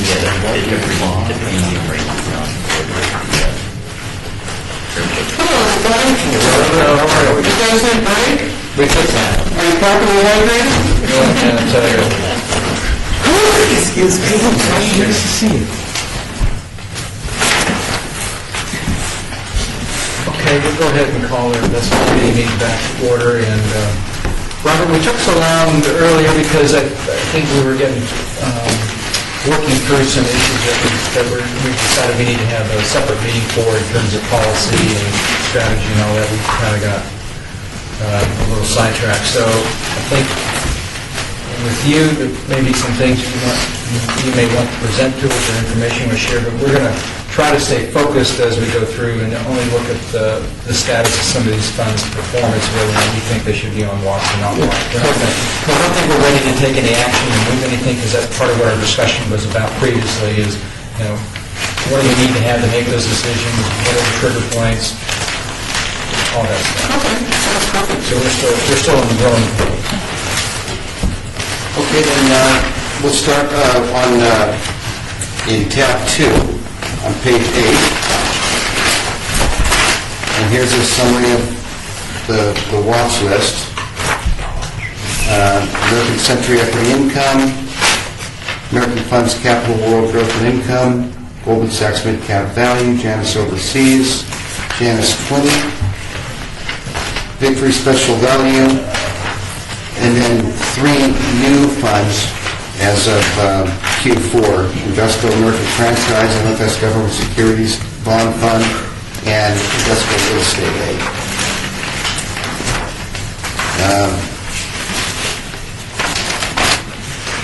Page 11, list of funds, there's 32. And just a reminder, that the target date funds, Dow Jones, badly underperforming target date funds manage 2 retirement, very conservative ranking in the 95th to 100th percentile. Those are being moved to T. Rowe Price funds on June 16th. And just so the committee knows, in her absence, Julie Hill emphasized the importance of communicating to team members, and that's certainly a good idea to keep them informed. And Dan Regato sent me something he was going to send out. Actually, it's dated May 15th. Important investment option change notice for the City of Las Vegas Mass Mutual 457 plan. Notice employees with Mass Mutual SSGA target date funds. On a quarterly basis, City of Las Vegas Investment Committee reviews our 3 deferred compensation plans and performance of funds within the plans. The committee, consisting of 4 union reps, 4 appointed executive members, has just completed a thorough review of the plan investments, and a review has led us to a plan change. Effective, he says 6/13. Well, that's when the plans are being, the investments are being added. Okay, we're adding the 2050 fund. And then on the 16th, Oh, here it in is. the mapping. Okay, thank you. Effective 6/13, the SSGA target date funds will be removed from Mass Mutual fund lineup and replaced by T. Rowe Price target date funds.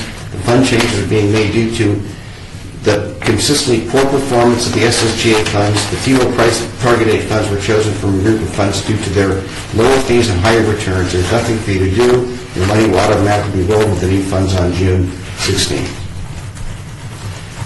Why the change? Effective close of business 6/13. SSGA target date funds today, 2015, 2025, 35, 45. Funds will be closed and removed from the Mass Mutual plan, replaced by T. Rowe Price funds beginning June 16th. T. Rowe Price funds have consistently finished in the upper quartile of these fund types for 1, 3, and 5-year performance, while the SSGA funds have ranked at the very bottom of the lower quartile for performance. In sum, you will see a better product, higher historical returns at a lower price.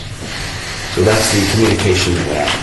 And this is, pretty indicative of any communication that go out for any fund changes or from that. Do you have to say that if you choose to, if you don't want your money transferred, you should transfer it to another fund prior to a certain date? Did it say that in there? Yes, it's just fund mapping. You're currently contributing assets. If you're comfortable with this change, you don't need to take any action. Details of T. Rowe Price funds can be found on page 2 of this notice.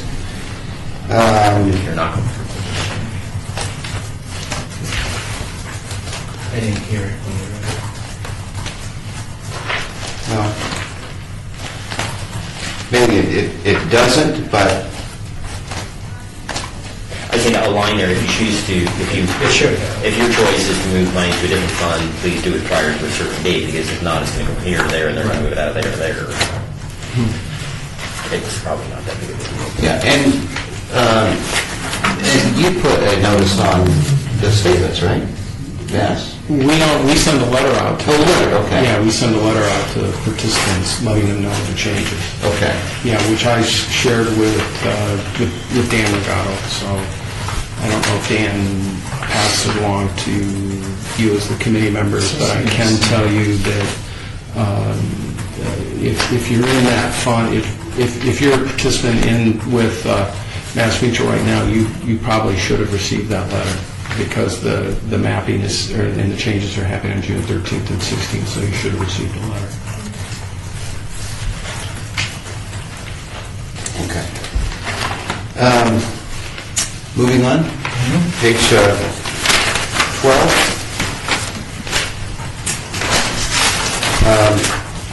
5 funds placed in the highest quartile, 3 funds in the top 8, 8 funds in the top half, 3 funds in the bottom half and 6 funds in the bottom quarter. 10 funds beat their indexes. One of them was about the same, and 14 were below their benchmark indices for the quarter. Fund highlights: Invesco Real Estate was top performer, up 8.36% for the quarter.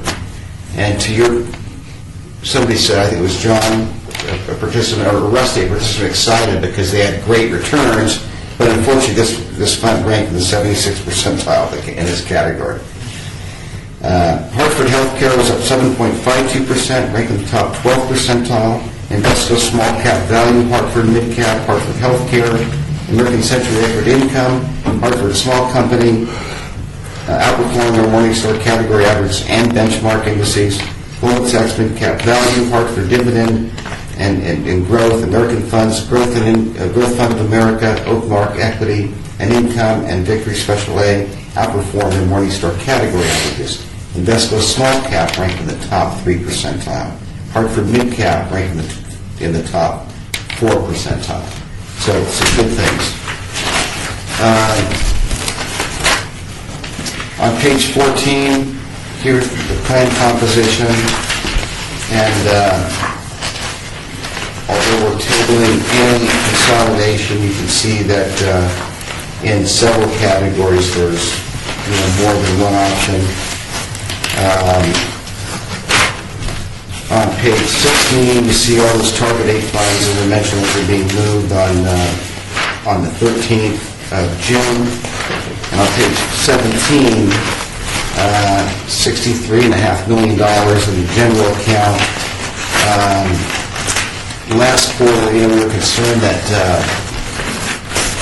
maybe there should be some communication and some asset allocation, education on diversifying, but it did go down to 47.04%. I don't know if that's because market growth on the equity, but it's still a lot. We do have there's a investment palooza, financial palooza coming up, and there's going to be some opportunities to deliver some education and concepts around asset allocation and improving your investment portfolio. But the crediting rate is still 4%, and that is pretty darn compelling.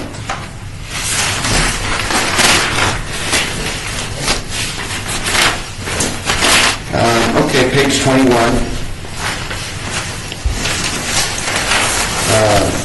The American Government Securities Fund has been on watch for 2 quarters.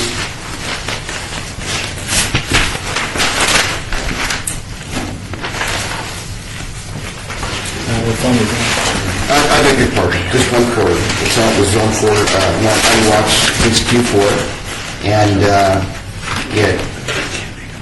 the previous quarter, on the 5-year, it was 58, so it got a little worse, 59, and on the 3-year, it got a little better. It went from 57 to 54. Keep on watch. Yes? Okay.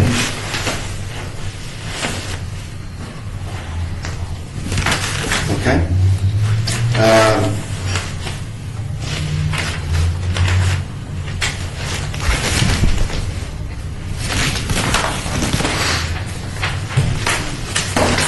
Oakmark Equity Income not looking very good on the 5-year, still very good on the 3-year. American Century Equity Income has been on watch for 2 quarters. Last quarter was in the 98th for 5 years. It stayed the same, and in the 3-year it got a little better. It went from 94 to 83. And again, that's in the large value area. And any considerations of any thoughts?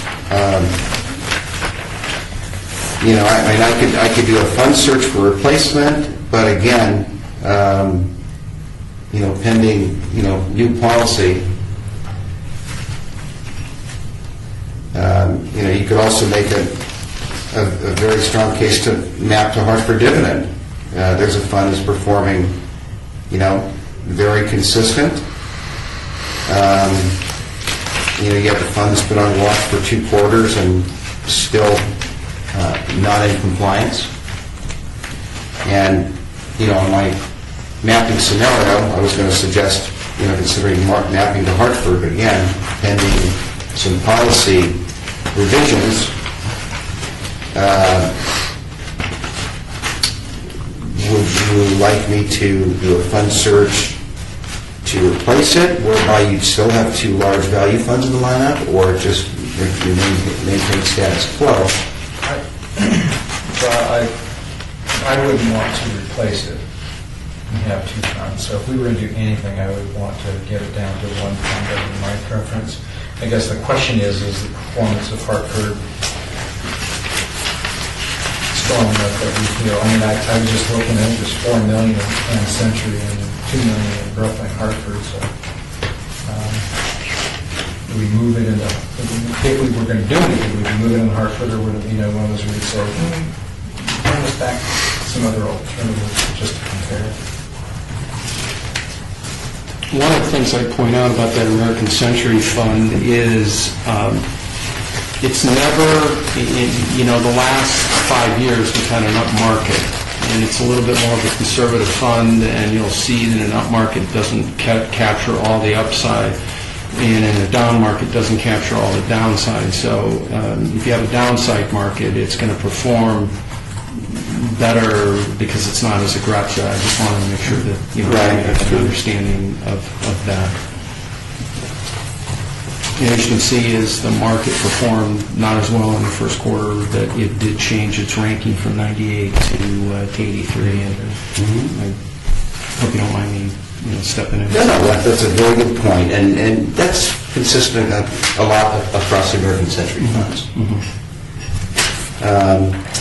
But if you do want to compare the performance on page 31, American Century is at the bottom. 1 year, 1364. Next page, top of 32. 1 year for Hartford is 2223. On the 3-year, American Century is 1134 compared to 1372 for Hartford, and on the 5-year, American Century is 1488 compared to 20.01.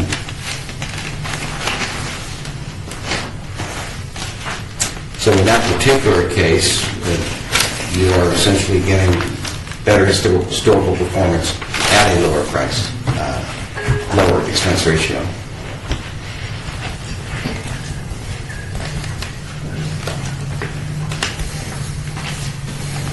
So again, I'm kind of stuck pending a little more guidance on, what the preference of the committee. I feel that there's certainly some ways to make some progress and get on down the road with some of this, but again, you want to hold off pending some tighter policy.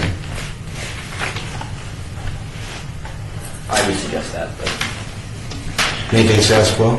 and schedule an internal meeting amongst the group. But do you want to look at that stuff for the next meeting? Well, the difficulty is going to be that, I understand the difference, in the strategy for that fund. There's other ways to affect that. The question is, in its category, it's performing, even though it's improving as the market becomes a little less bullish. I'm typically not in equities because I'm trying to guard against some kind of a bear market. I'm in equities because I want the growth, typically. So I don't know. I'd be inclined to say that if anything, we could give Freddie some direction to bring some alternatives, maybe 3 other funds to compare with the Hartford fund. But because it is. That's the difficulty we always have in these when we go to these categories. Something's not performing in accordance with the category because it's really not probably in the right category in some ways. Like an equity income fund could have. I mean, it's like, 70 to 30. I mean, it's like taking a, it's like a high yield bond fund. It looks or acts a lot more like equity than it does bonds. So sometimes you're in categories and we're comparing, but the reality is, if I'm taking an uneducated, relatively uneducated employee group, and they say, hey, bonds, that looks like that's a pretty safe investment, and it's got a pretty high return for a bond, I'm putting it over there, and they don't realize the risk in a high yield bond, and we're kind of confusing them further. But if the American Century Equity Income Fund is much more conservatively invested, why isn't it in the balanced asset allocation rather than the U.S. equity category? Well, because it's not a balanced fund, it's a large cap value fund. But the Oakmark Equity and Income is essentially named the same thing. Worldmark equity income is a well-known, that is a balanced fund. That's going to be like a 70 stock, 30. Yeah, 70-30. If we choose funds that have the same name, equity income or income equity, and we're in two different categories, we're going to confuse our Well, customers here. that's the name of the fund. I know what I'm saying, if you're selecting funds, I realize the name of the fund is really irrelevant, but when you're presenting an equity income fund in two different categories, people are like, what the hell's going on here? Yeah, It just, it's true. especially when the fund is performing at the 83, 98th percentile, maybe we should reconsider funds that have a different name than in the large cap or large value fund. Well, I would also tell you, look at it since inception number, the American Century Equity Income, since 1984, it's got a 10.85 rate of return every year. And you look at the Hartford Dividend and Growth Fund, that's 10.48. It hasn't favorably, it hasn't been in. I mean, it's your decision. You guys put whatever investment you want in the plan. I'm just trying to give you all sorts of ways to look at it. So, I mean, you can justify a fund's negative performance in many, many ways. I've heard many investment advisors justify negative performance. But when you're in the 98th percentile over a 5-year period, something seems a little out of whack. Yeah, well, I mean, look, the policy is, at least has been adopted, that if it's below the 50th percentile, 3 and 5 year, give it 2 quarters, it's subject to being replaced, and it's certainly subject to being replaced, but the question is, it makes sense to consolidate 2 into 1, and Mark, I sense that you're a little hesitant to consolidate the Hartford Dividend Growth, because although it's in compliance, it's not, Well, I mean, it's not I don't highly ranked. Well, maybe. I mean, yeah, that was what was going through my head, but I'm really more concerned about where the American Century currently ranks more than anything. So, I mean, moving one's easier than moving two, that's for sure. Just so you know, there's 316 participants in the American Century Equity Income investment option. There's a lot of money there. And you might say, well, gee, you're affecting a lot of people, but the other side, to look at it from all ways, is great. We're helping more people. Yeah. Yep. Well, John, you were thinking that we would just leave it on watch until we have the next quarter. Is that sort of the appetite? Not the next quarter, the next meeting of this group. That doesn't meet with the investment companies, but internally to discuss some of how we want to do this. I feel like we're doing a shotgun approach here, without a focus. Yep. How we're going to. We'll have 2 funds per family, we're going to have this, we're going to have that. Right, we'll leave it on Sort of watch. the framework of how we want to set up these funds rather than just replacing it kind of ad hoc with this or that just because we're chasing. We'll leave it on watch. Okay.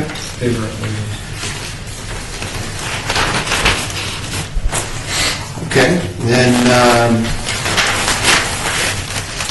on page 22, in the large growth category,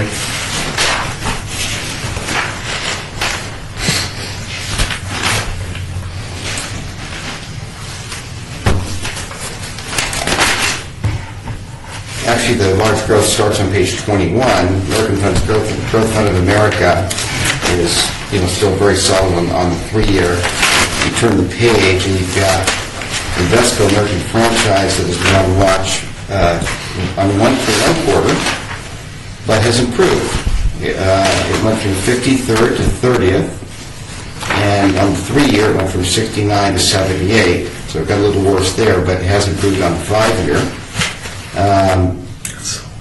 And the Janus 20 that's been on watch that is looks to be a dog with fleas. 88, before that it was 92 and 94, and on the 3-year, although it did get better to 44, it was on the 95th, the 2 previous. And, my recommendations that I'd come in with is to basically either A, keep on watch pending one more quarter, or B, here's an opportunity to do, just like you asked me to do on the ICMA in the bond category, here's a great opportunity for me to do a fund search, to go out in the marketplace and try to identify a best-in-class fund to consolidate 2 or 3 of these funds into. I like that idea. No problem with that. Okay.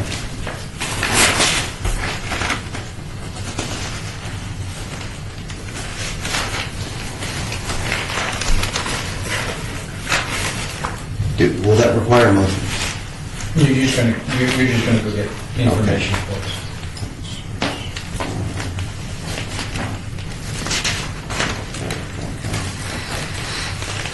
Okay. Mid-cap value, the Goldman Sachs Mid-Cap Value Fund, it's been on watch for 2 quarters and not going anywhere. 2 quarters ago, it was on the 5-year, it was 51. Last quarter, it was 60. Now it's 63. And on the 3-year, 2 quarters ago, it was 56. Last quarter, 60. Got a little better to 53. That's a fund that obviously there's nowhere to consolidate, but that's one that I was going to offer to do a fund search for.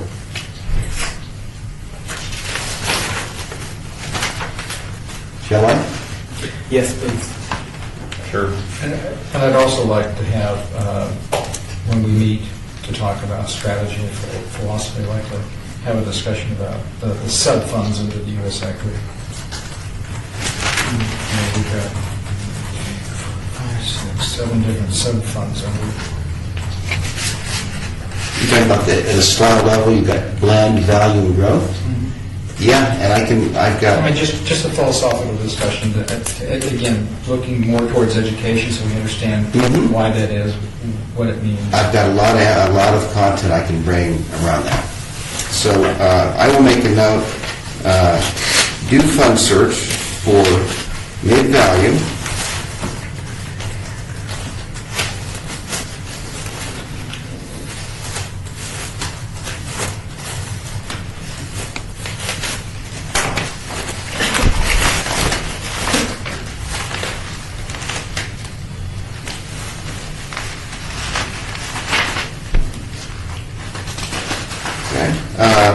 moving down under mid-cap blend, Victory Special Value A has been on watch for 2 quarters. 2 quarters ago, last quarter, it was 92. It stayed at 92nd percentile, and then last quarter it was the 95th, improved a little bit to 93rd.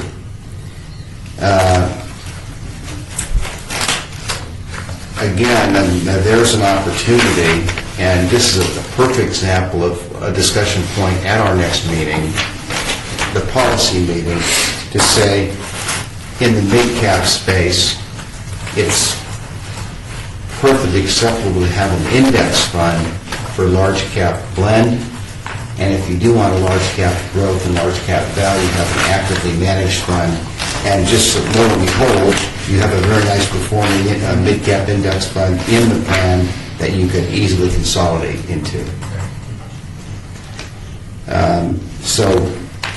I assume Victory Special Value, keep on watch? Yep. Okay.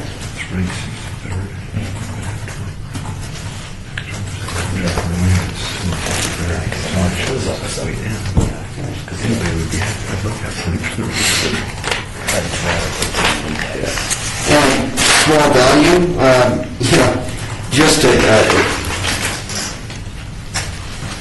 incidentally, in that category, I was going to suggest maintain status quo. You've got two superstar funds. It's hard to knock either one of them out right now in the small value category.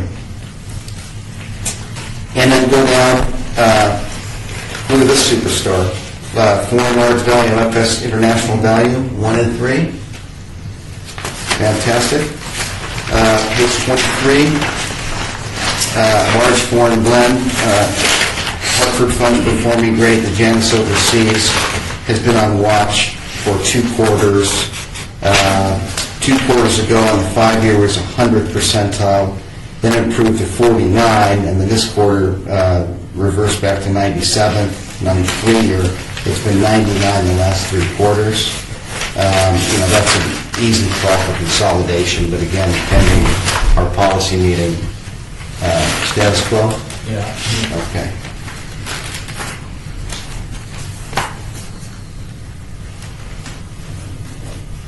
And then American Funds Capital World.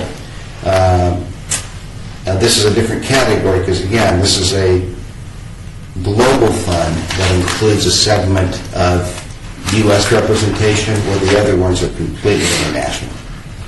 So theoretically, this isn't really one that you would consolidate with the others. It is a distinctly different representative exposure to the market. But it has been on watch on the 5-year. 2 quarters ago it was 62. Last quarter 65. A little better at 63. Has improved on the 3-year. 2 quarters ago 62. Last quarter 42. This quarter 37. I suspect we want to keep it on watch.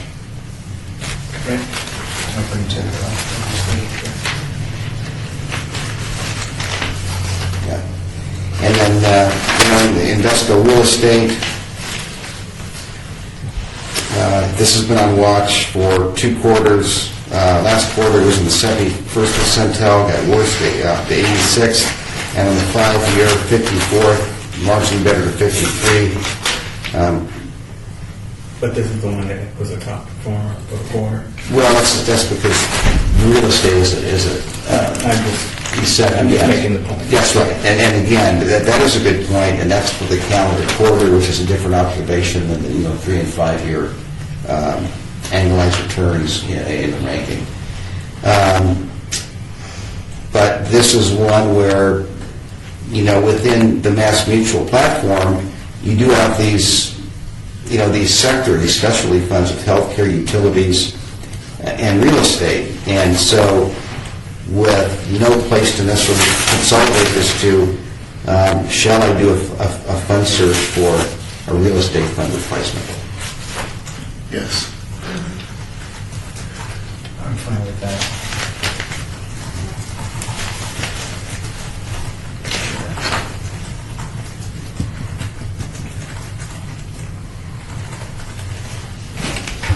Okay? And then down below, the target date funds, you see how poorly ranked they are because they're ultra conservative in this great equity environment. They're equity light, and on June 16th, they're being replaced by the T. Rowe Price funds.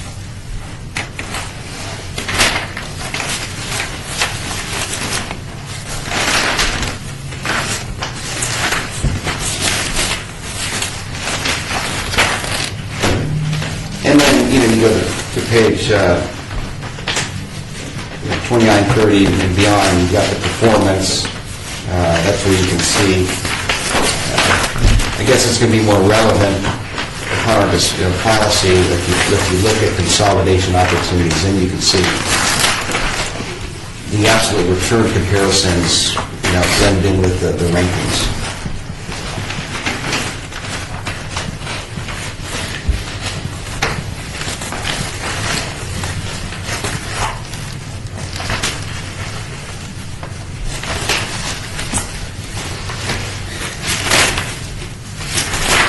And so, all the funds that were on watch are staying on watch. there are no new funds on watch, but I'm going to do a fund search for large growth, mid-cap value,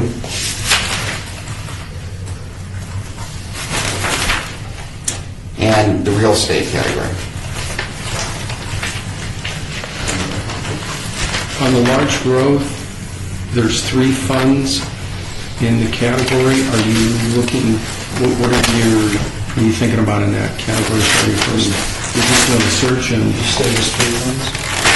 Yeah, 3 funds.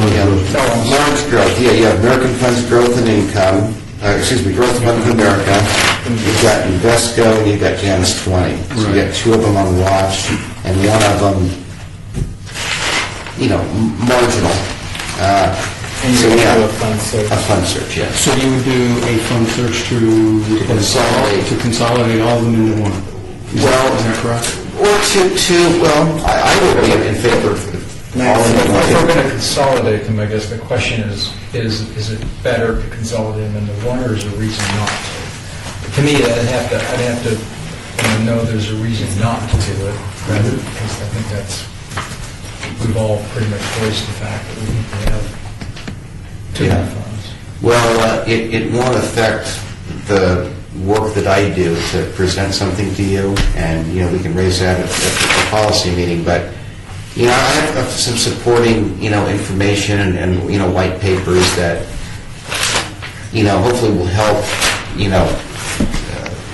promote a sense of conviction on, consolidating, possibly 1 fund in each category. If there's a reason to do 2, I guess you could do 2, but depends on what the committee wants to do, And, how many, when you get into small and mid-cap, do you want to consolidate and only have blend?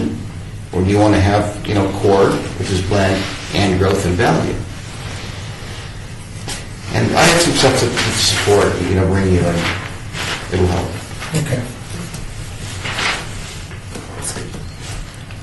All right.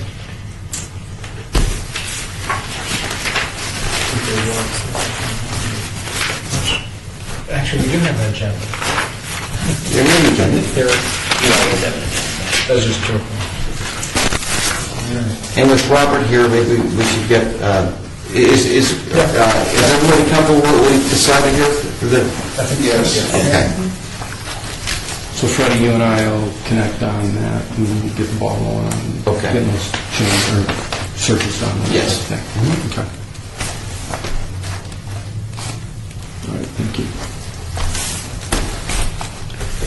Did you want to go over some? Anything you wanted to share with us? Yeah, did everybody get a copy of the plan review? I had sent those to Dan Regato, and he told me he was going to distribute them. It actually looks like this. That's those right there. Yeah. Okay, so you haven't seen them yet. Okay.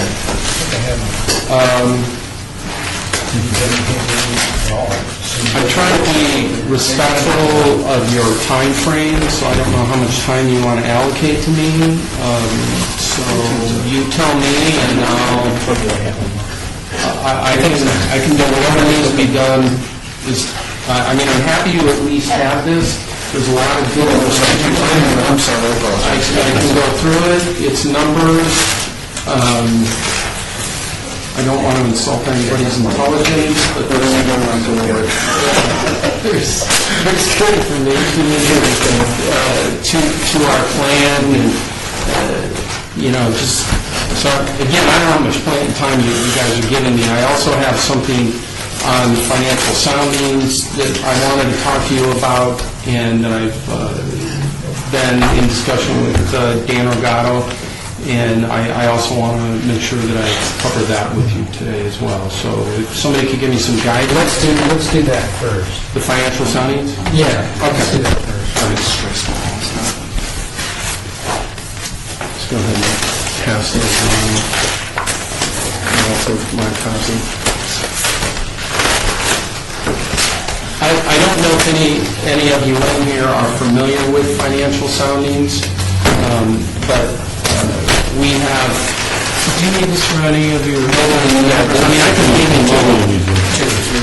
I need two extra. You need two extra, okay. Anyway, this is a third party. This is not Mass Mutual. I'll just leave it right here. Thank you. It is not a Mass Mutual product. We work with them with some of our other plans. I do this in the state of Nevada. I do it at Washoe County. I was in the process of doing it with Clark County, but Clark County is not doing it because they're moving to a different platform with us, and we have something very similar to this. So this is a little bit different. There's all of these services that are out there that people can input information into it, and then it will basically spit out a report for it. But this is a little bit different in that we push it out to the participant. They virtually do not have to do anything. If they want to, and they want to become more active with it, they have the ability to do this, okay? So in the packet, I've provided you a copy of the report. The first part of it is the report that gets pushed out to the participant, okay? And we would push this out to all the participants in the plan that are currently contributing with the city, and all the participants that have an account balance. So if you're retired or terminated from the city, you're not going to get one of these. Okay. But what if you're retired and you still have an account balance? You're not going to get one. Oh, it's only for deferring? Yeah. Deferring participants? Right. Okay. Right.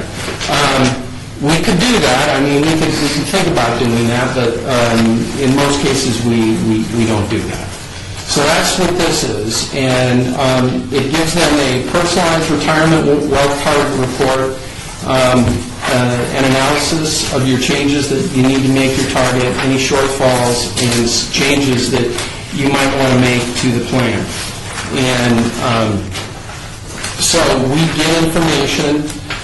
We input the information into it. We have some of the information. We get some of the information from the city. We provide financial soundings. They run it through their engine. They run the Monte Carlo systems, and then this gets pushed out to them. The other thing that it does, it takes into consideration Nevada PERS. So it does deal with the pension. All right. I want to say as well, I don't work for financial sounding, so I would tell you they do a much better presentation here than I would do on it. I did have a gentleman do a WebEx to Dan Regato on this product, and if that's something that you wanted to do with the committee, then obviously they actually were willing to come in and do a presentation for the committee if necessary. But the great thing about it more than anything is a participant in the plan has to do nothing. They did this. We mailed this to them. Then, if they want to get into it, they can go to the financial sounding webpage, and then they can get in. They can put additional information. If they want to tweak it a little, they want to put in, let's say, spousal or partner information. They want to put in additional retirement funds that they have. They can do that, and once it's in there, it'll always be in there, and it'll be taken into consideration. But what's really nice, it lets them know if there are any shortfalls, things that they might be able to do by making some changes. And a lot of these reports that go out to participants that we do business with, there isn't anything anybody needs to do. And there is no cost to the plan. There is no cost to the city. We would take care of the cost for this to financial soundings. That would be something that Mass Mutual would do. There's also, behind the participant report, is a plan report. This is a report that I would give to Dan, or to the committee. And what's really nice is it lets us know that, and lets the committee know, hey, we've sent these reports out, and people have had a year, and we do this once a year, by the way. We sent them out in 1 year. The second year we do another report, and so when we run this report for the plan, then the plan gets to see how these changes may have helped improve retirement readiness for participants. So not only do we send something to the participants, but we also give reports. So, it's kind of like our report card to see if this is really being effective.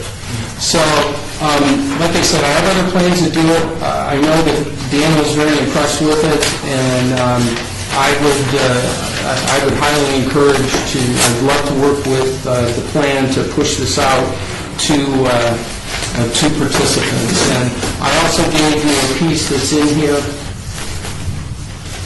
It's on the left-hand side. These are just some distinguishing features and things I wanted to point out to you about it, just from a bullet standpoint. And so what we do is we're going to print, we're going to ship to 100% of the employees that are contributing or still with the working for the city but aren't currently contributing. So hopefully those people that aren't contributing, unless they're independently wealthy and they've got everything they need for retirement, it will encourage them to start contributing again. So there's nothing, the employees don't have to wait for anything, they don't have to go online to access any information, they get it. The reports are delivered to participants every year, it shows them their progress that they're making every year, and any suggestions for improvements. Proactive data, again, that's the data that we collect. Financial Signing gets that from us, as well as we work with the city to get information so we can provide the reports. In regards to the investment decisions, and this is one of the things that I think would be very important to the committee, and that is to help participants improve their overall investment allocation, okay? And I know that's something because of the high concentration of monies that sit in the general account, that you can see that there's a sample in the letter that I give you of, hey, this is how you should consider changing your investment lineup. So I think it does a very nice job with that. Target messaging, we'll work with the plan on that, and any target messaging that we may want to do. That comes from the fact that we do the reports that come back to the plan. So, we would work with the committee, work with Dan to do any special messaging, whether that might be on retirement savings, whether that might be on asset allocation, various and sundry topics that would be important to have in the report itself. And again, then we use sponsor reporting and monitoring, and so you can see how this will affect and change what participants are doing for their for the retirement readiness. And with your investment plans that are coming up, I think this is in conjunction with this. All it's going to do, it's another benefit to your participants that may help them prepare and be ready for retirement. So that's kind of the Cliff Notes version of it today. Robert, yes, it used to be pushed out to all of the Mass Mutual. Oh, it would only be pushed out. We don't have any data on any of it. That's what I was... Yeah, thank you very much, Mark. I apologize. We get it. We wouldn't get it. It only goes to Mass Mutual participants. That's all it would go to. I don't... Nothing leaves off the page that tells me it's a bad thing to do. I mean, the one reaction I have is a lot of numbers and data and graphs, and the average person's going to get lost over it. Well, and in a great response to that is, what we would do is our retirement education specialists have these reports, and I have access to this to work with the participants. So and their name will be listed in the letter that goes out to the participants to say, hey, if you have any questions, call your Mass Mutual retirement education specialist. So if this looks a little strange to you, or something you don't like, you don't understand. Well, that would be a good thing, to Yes. have them talk to their... Absolutely. Where they have never done it before. Yeah. So, and again, I think from a report card standpoint of what we're doing to help improve retirement readiness for your participants is one of the things that you as a committee should be concerned with, and I would hope that that would be one of the things, this would be one of the things that you can benchmark with. Okay? So we can't, I mean, again, there's no charge to the city. It's a benefit that we are offering, and if you want to move forward with it, then we would get the process started.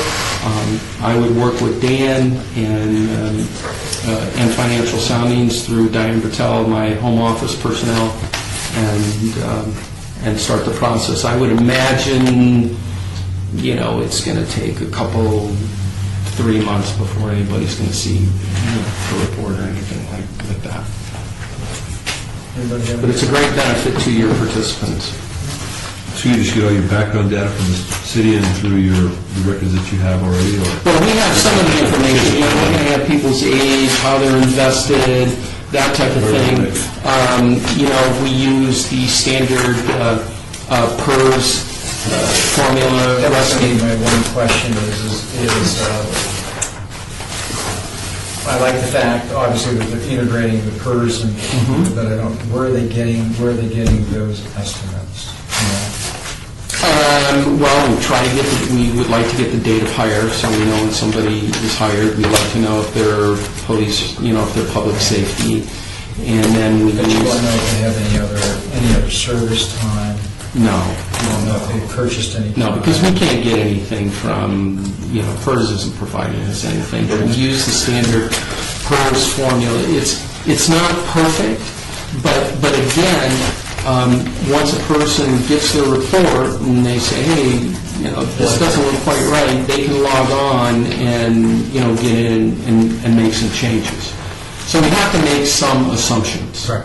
I get it. I just. Because you did want them to come, if they have other retirement, they're supposed to go in there. They could if they wanted to, certainly. IRAs, maybe a 401, or, again, put information from a spouse or something of that nature.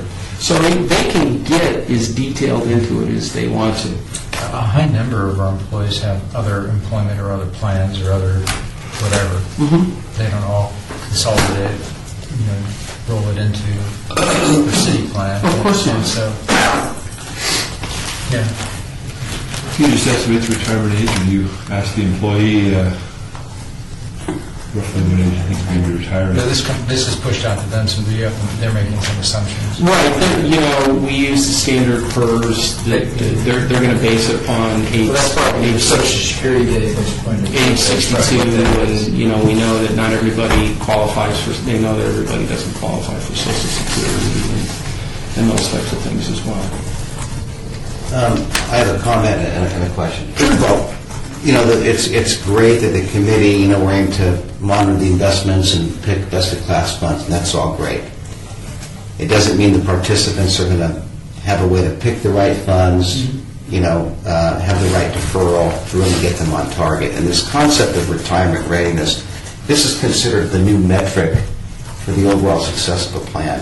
And, retirement readiness, what it really means is just, wherever you are in your age-wise, along the path to hopefully retiring, it's a means of sort of cataloging and taking inventory of where your income source is going to come from. In this case, it's PERS, it's the 457 plan, it's Social Security, if you have any other pensions, and coming up with, a certain replacement ratio post-retirement. A lot of the industry, wants to make it 80%. I'm not so sure I know what the right number is, but getting people to say, if you do these things, increase your deferral percentage and have a better asset allocation that makes more sense, you're on track that at retirement, you're not going to have some random outcome. You're trying to set the outcome you want and basically dial down and meet that. So it's a great idea. My question is... Financial planners are doing. Yeah. My question is... First of all, this is a sample. These funds aren't necessarily the funds in. No, it's a sample. It's a sample. We did put your logo on it and that type of thing, but it is not your investment But opportunity. when it comes down to a deferral rate's great, and when it comes down to actually recommending specific funds. Is FS, are they outsourcing some Mesereau or Wilshire or some 338 Fiduciary outsourcing to make specific fund recommendations? I think that, I don't know if there are 338. To be honest with you, Freddie, I'd have to find that out, and that's a question I could... Okay. I mean, I think they answered for you. Especially if they're giving, specific advice. Definitely, Right. yeah. So they would be, they are an advisor, I know they have advisor capacity. that I Okay. do. And then as a follow-up question on this, where you have a fund in each category, then how do you deal with the fact that we have more than one fund in many categories? How does whatever service is doing to making these specific fund recommendations within large growth, why are they, recommending Fund A versus Fund B? I don't have an answer for you on that. And that, that's another reason to, if you could tighten up the fund line up. Kind of maybe along your lines of where you're going, it may make more sense that they would talk in terms of the asset allocation by the class as opposed to picking specific funds You mean style. or style. Well, yeah, but they do have picked large growth and large value, mid-cap growth and mid-cap value in this example. All I'm saying is they're actually giving you the ticker of the suggested fund. Yep.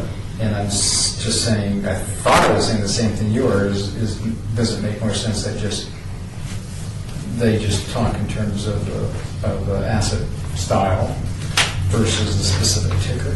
Question mark? Yeah. Would that? And specific ticker also comes with the specific name. In a perfect world, they may go to that asset style and there's only one fund. That'd be great. If we ever got there. Yeah. But if they went there and there's more than one fund, then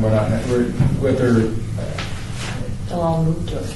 well, and frankly, who knows? I mean, wouldn't it be embarrassing if they were recommending something, a particular fund, a ticker that we had a watch list that we were going to roll out at some point? So I'm just suggesting this would maybe make more sense to me if it didn't actually name the specific fund, but actually talk in terms of how the assets should be allocated to achieve their target. That's what I'm saying. And I don't know if that's an option with FS. I don't either, but it does dawn on me that naming the specific fund is, And is there it doesn't feel advisory. What I'm saying is, their company says, hey, Joe goes 18% and 2 months later, we kick you out of the program. Well, it would probably be, the new fund would probably assume that position in their software recommendation. That's, generally how these things work. But the other thing is, if you push this out to people, and it's a very compelling report to say, my God, at the rate I'm going, I'm going to have 50,000. If I take a recommendation, I'm going to have, 80,000. Makes sense, I can afford the cash flow, and here's a recommendation. But then it's up to the participant to take affirmative action. It is. I mean, they would have to do their increase, Yeah. and they would have to go in and make the investment changes and that type of thing. This is really purely advisory. We were trying to say, here's where you stand today, and based upon these assumptions we made about you, here's where you probably need to be, and in order to get there, your allocation probably ought to look more like this, and so I get that. And your contribution level should look Yeah, like this, right, and right. those types of things. Right. That is exactly correct. But it's a great service. Yeah, I mean, I didn't catch the fact that they had named the specific funds, but anyway, that'd be nice to know if that was a way to... Okay, I'll get an answer to that. But that's yet another reason to consolidate. Right. If there's only one, then there's no confusion. So I don't know what the committee... I don't know that we need to vote on this. I mean, I think generally we all feel that it's a helpful tool. And it's great. So it would be good. Very much for mass control. Yeah. Yeah, it is. And the other, like ICME has a version of it. Okay. Yeah. And they didn't represent, they kind of ran out of time. They have their version even online. You can run through that online. Well, all of them do. All of them do online. What all this is doing is shows that never get online and It's probably fine for people that have to get online to do things, that you're going to get somewhere between 5 and 7% of the people that'll do it. And, they're not going to get a report, where at least you are pushing this directly out to them. Once you push it out, that percentage will go up, Yeah. because then there'll be more. Exactly. Exactly. And then whether They they, understand the charts or not, or they don't. yeah, thank you, well stated. And again, they can work with our retirement education specialists as well. And Mass Mutual, Do Not Best is free, and it's my understanding that ICMA's offering of this comes with a fee. So, should I move forward with this? I'm okay with it. Okay. Okay. Now, in this year's time, we're going to that's fine. pass on that. That's why I wanted to get to this first. Yeah, and if anybody goes through the book, you've got any questions on or anything like that, please let me know. I will keep continuing to provide this to you on a quarterly basis. And is this one?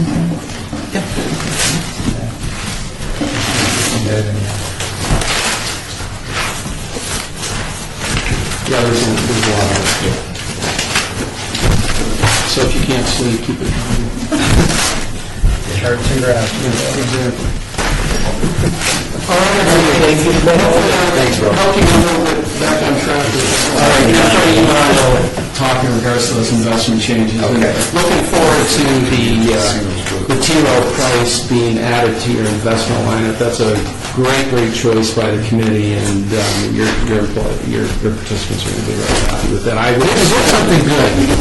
You really did do something good, and I do want you to know that our plans, a lot of the plans are adding on the T row.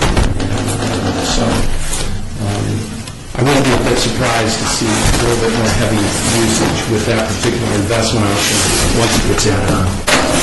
All right, everybody. Thank you.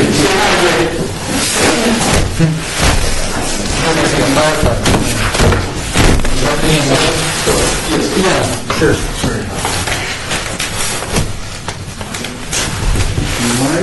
That's you, Rusty.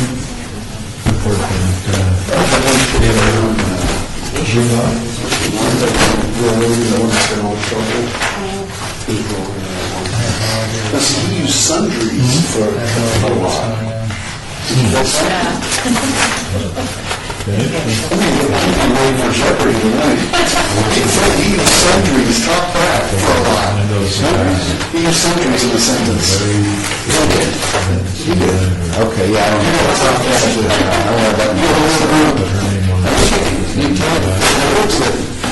We're so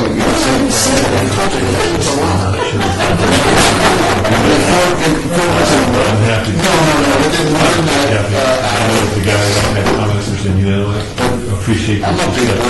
You got to supply food. You want me to write for 5 hours? You don't want the volume dropping, right? No, that would be more.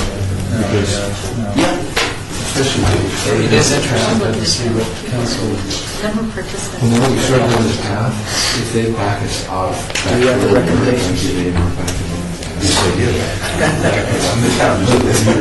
No, because I think we're going to utilize it to make the... Yes.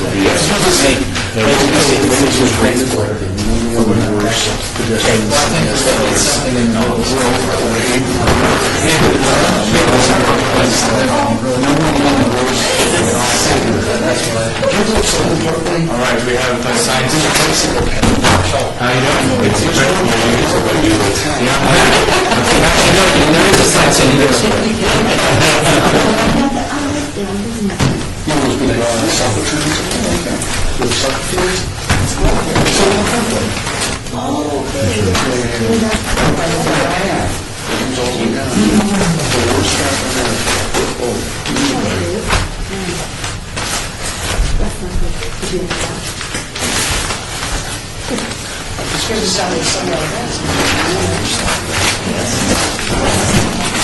How you guys doing? All right.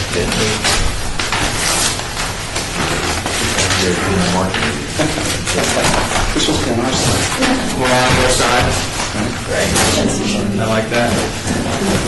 Well, it sounds very convincing. So we I mean, that means everybody's here, though. 1, 2, 3, 4, 5, 6, 7, 8, 9. Perfect.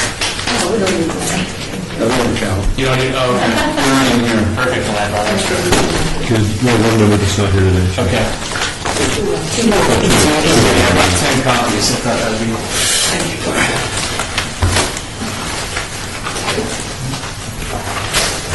Let's see it.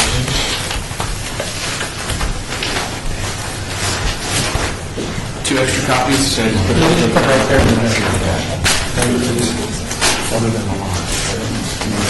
All right.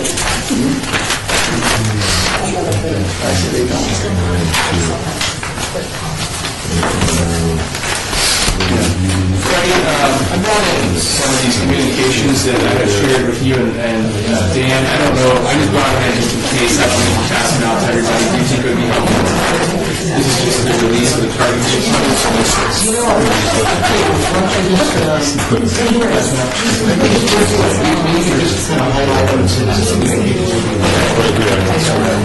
Thank you. Sure.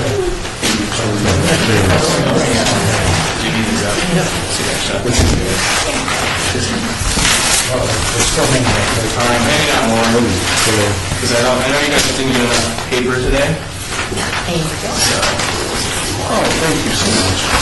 Good trees. Was it only just sitting in the reader? Let me turn to you real quick. Oh, I'm sorry. I'm Marshall Bath.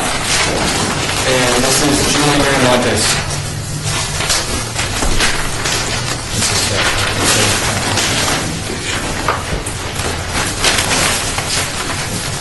Well, Marcia and Julie, just so you know, we're still going through some growth pains of the group and how we're functioning. So we spent a lot of time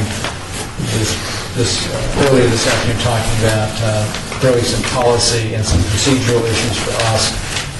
And we're going to have some separate meetings, some separate investment committees just to talk about through that, what we're doing there, and trying to speed up these reviews for us so we're a little more focused and so that we may even get to the point where we do some things in terms of our decisions about what goes on and off watch list, and may try to automate that in some fashion so that we don't bring you in every quarter as the plan administrator and listen to our rantings and ravings. So you just expect some changes, I guess is what I'm telling you. And so as a result of some of those early discussions, we have been, what we'll probably do now is go through performance update for the quarter, talk about our watch list. So far, we've been reluctant to do anything yet because of this other meeting that we think we need to have to kind of get things clear in our head and maybe make some adjustments to policy where we need to. Which is not to say we won't, but I suspect we probably won't at this meeting. Okay. Makes sense. So, just so you know. All right, Freddie. Okay, so page 8 is the watch list, and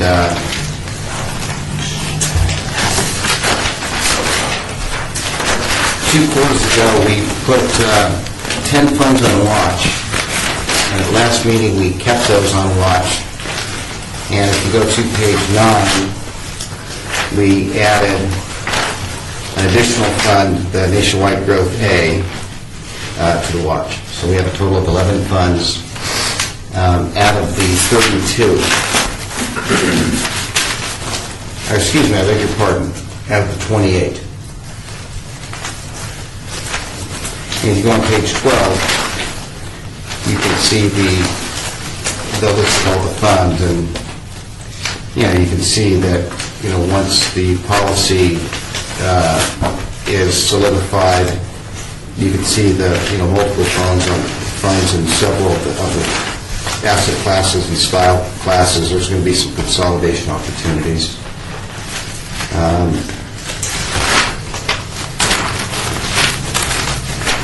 Page 13, performance summary. Of the 28 funds, you had 5 ranked in the top quarter, 1 in the top third, 9 in the top half.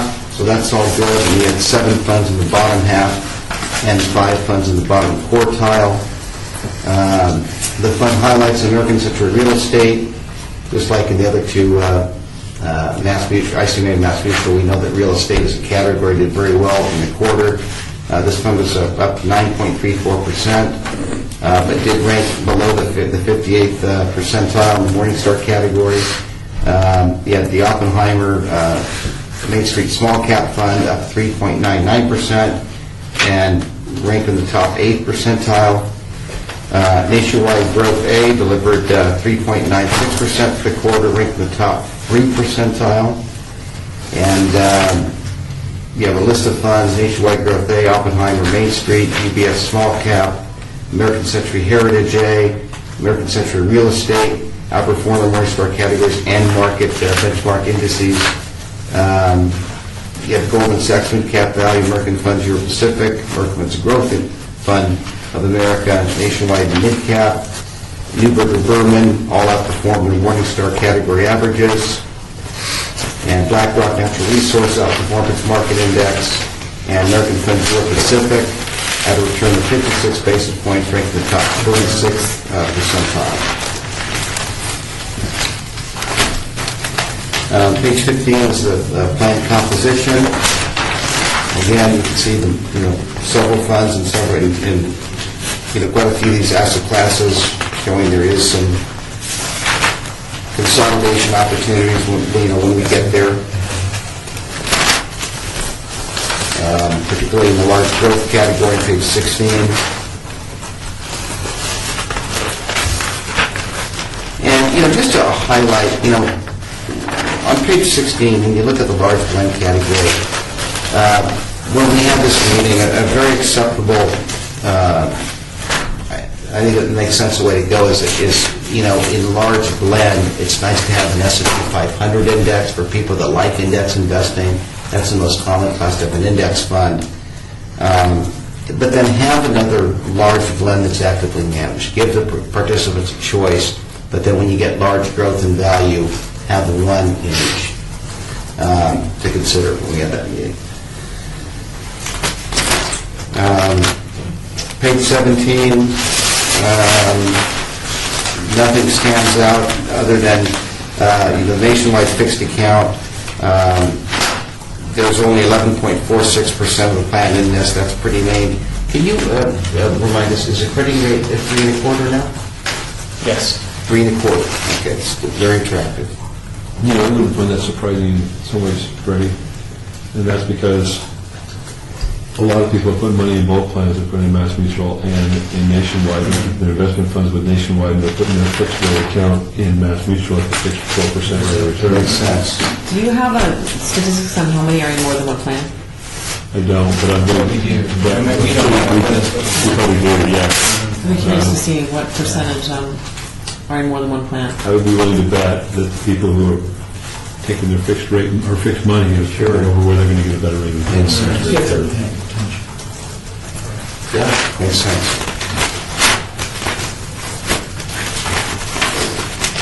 Okay, page 21, the scorecard detail. And the first fund in the intermediate bond category, here's PEMCO total return. And as I stated before, it's been the gold standard. Last quarter, 48 and 46. It's dropped, 58 and 52. Is somebody like to make a motion to put this fund on watch? I'll make a motion for that watch. Second. Yes, second. All in favor, say aye. Aye. Aye. All opposed? Motion passes.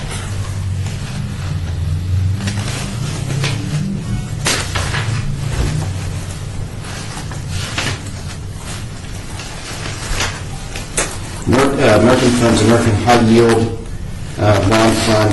This has been on the watch for a couple of quarters. On 5-year, 2 quarters ago, it was 69, then improved to 59, and it's improved to 52. And on the 3-year, 2 quarters ago, it was 74. Last quarter was 82, and it's back to 84.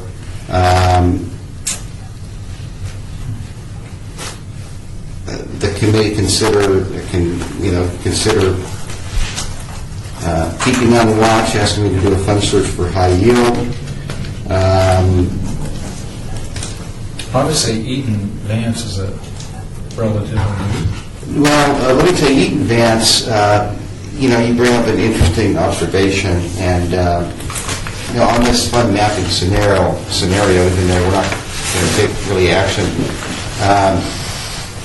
what I did offer consideration, maintain status quo, monitor PIMCO total return, because you're only putting on a watch now, so theoretically you'd have to give it, a couple of quarters.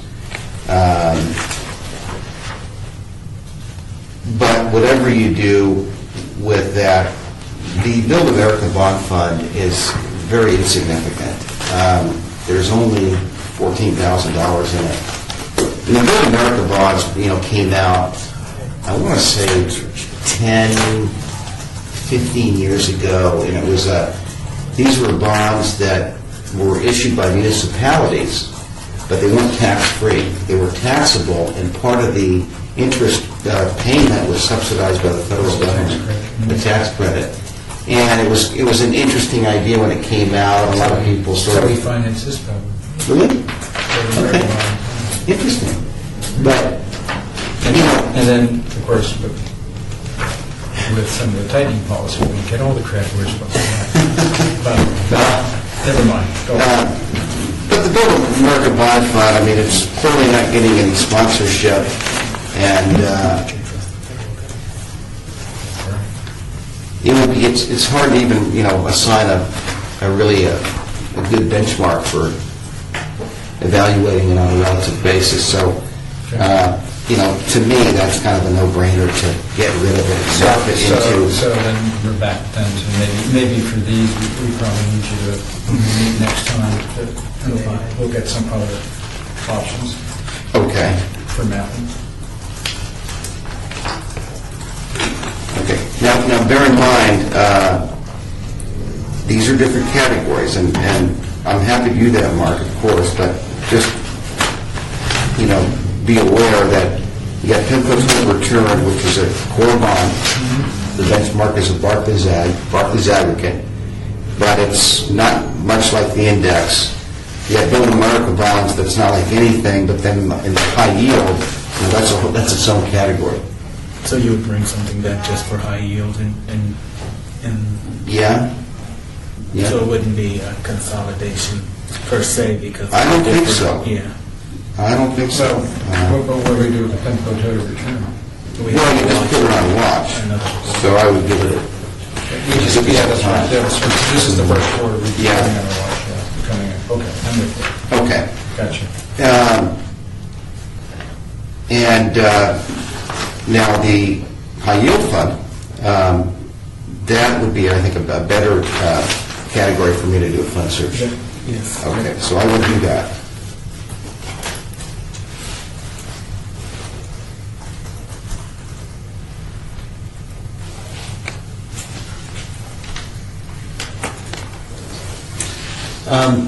To Nationwide, when I start doing a fund search, would I be collaborating with you on that? Yes, just send it to me. Okay, and I guess maybe we can talk to Jason.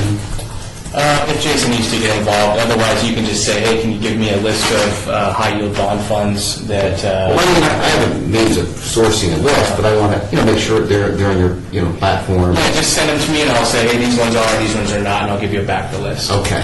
And you can bring it to the committee. Okay, and then in terms of a share class, well, I guess I'll take guidance from you to say what is the cheapest share class we can have and still cover your required I can revenue. do all that stuff. Okay.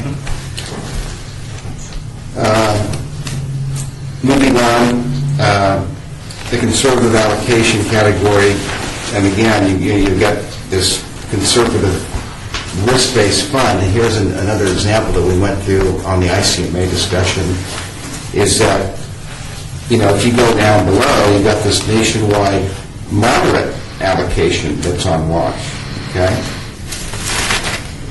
And if you go on page 22, you've got the nationwide aggressive risk-based. So you've got a lot of these sort of off-the-shelf risk-based funds that come as a set.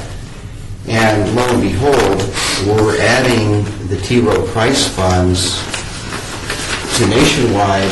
What is the date, Marshall? Within the last 2 weeks. Yes. Okay. And so now, all of a sudden, you've got these funds on the platform, whether people are noticing and deferring money, that remains to be seen, but they were put in there to comply with the qualified default investment alternative, having, QDIA funds in the investment policy statement. But here's another perfect example where, pending the outcome of this policy meeting, you could take what appears to be sort of these underperforming risk-based funds and map them to funds that are now newly on that menu. Something to consider. Freddie, we could also map those to our managed accounts as well. So if somebody wanted something that had, because, I think we've talked about this before, but sort of the difference between these funds we're talking about right now and the target date funds, the target destination funds, the risk-based funds, are perfect for somebody who identifies they're aggressive today, but they don't change over time. And then the target date, they're, just because I'm retiring in 2040 doesn't mean that I'm aggressive. So managed account takes into consideration of both. So just another option that is out there is you can also manage you can map them to a managed account. Managed accounts a great service. Again, you're getting somebody. The participant is turning over the asset allocation and rebalancing and tactical shifts to basically a computer algorithm that takes it, and it's a great service. What's involved in the process? There's about, I think it's 46 different models out there. So like you said, it's dependent. You take a risk tolerance questionnaire.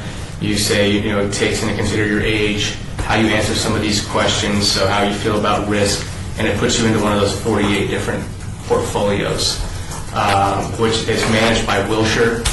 Wilshire, if you've heard of the Wilshire 5000, based out of Santa Monica, they're the ones who manage that. Have you guys heard that name before? Oh yeah, okay. So there's a fee for the service, 1% of the assets in the plan annually. At the participant level? Yes, at the participant level. So there's an additional fee that you have to consider.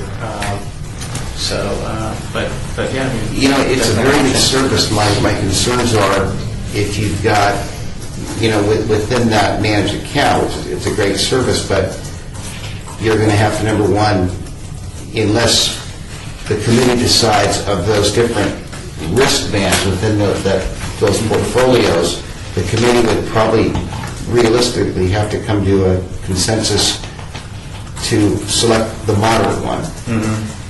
Because if you're going to ask the participant to fill out a questionnaire, then it's not a very viable option in a mapping scenario. So I would... Yeah, we've seen it where if you're a conservative, then you go to a more conservative portfolio and so forth. So the aggressive person would go into one of the more aggressive options of the 46. And then each year, as part of the service, you get a newsletter, and they ask you to fill out a questionnaire again, just so they can make sure you're still feeling the same way about risk as you did the year before. So you could actually decide, anybody in conservative, you're going to this portfolio, anyone in moderate conservative, you're going to this portfolio, and so on and so forth. And you can give them an opt-out, too. You can say, if you want to opt out, then you can call Julie, and she'll move you into whatever you want. So. I think and I'm just offering anecdotes from my experience, so the committee can, take into consideration. It's a great service, but it seems like a little complicated versus just having a clean, mapping from the risk-based models to target date models. Yeah, whatever you guys decide. But again, here's the same thing we talked about with ICMA. You got all these risk-based models that aren't performing very well. What do you do with them?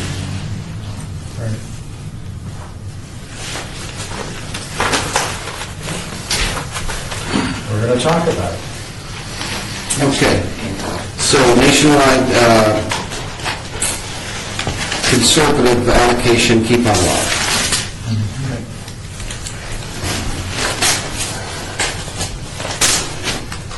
Okay. The one below it, the nationwide, the moderately conservative, not looking so good on the 50th percentile, still okay on the 3-year, yeah, on the 5-year, yeah. And then going down the nationwide, the moderate allocation has been on watch for 2 quarters.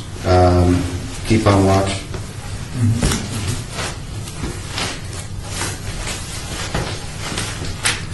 And then down below, the Oppenheimer value has been on watch for 2 quarters. 2 quarters ago was on the 5-year was 68. It did improve the 36th last quarter. Then it dropped back to the 73rd. And on the 3-year, 2 quarters ago was 76. Dropped to 90, and it's at 89. So that's a keep on watch.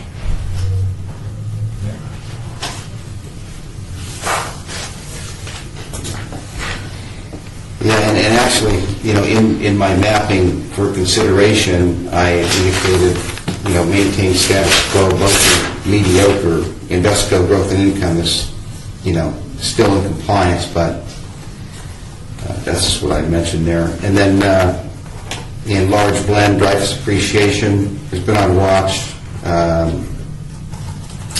Just not going anywhere. 2 quarters ago on the 5-year was 70.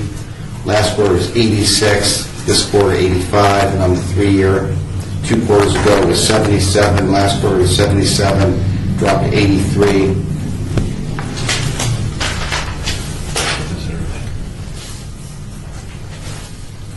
So keep that on watch. Well, you have on your notes of a possible fund search for consolidation. Yeah? Can you go ahead and provide that? Yeah. still? I can do that.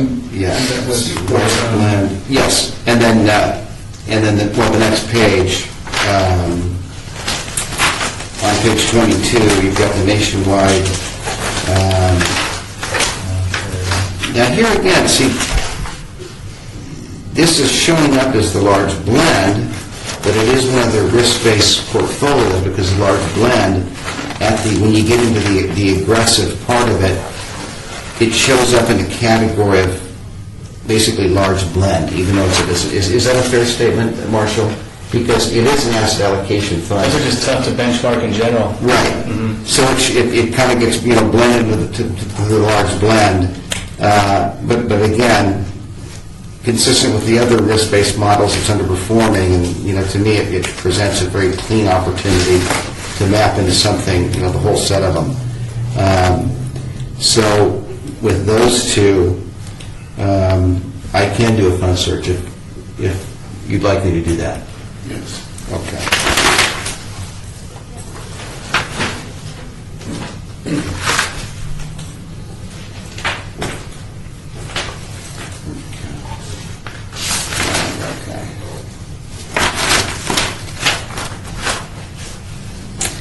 Okay, going on to large growth.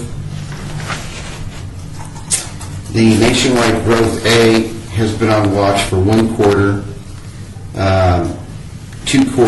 Last quarter, the 5-year was 56. It did improve to 49. On the 3-year, it was 79 and improved to 61. So it is making some improvements, and so it's only been on watch 1 quarter. We have to keep it on watch.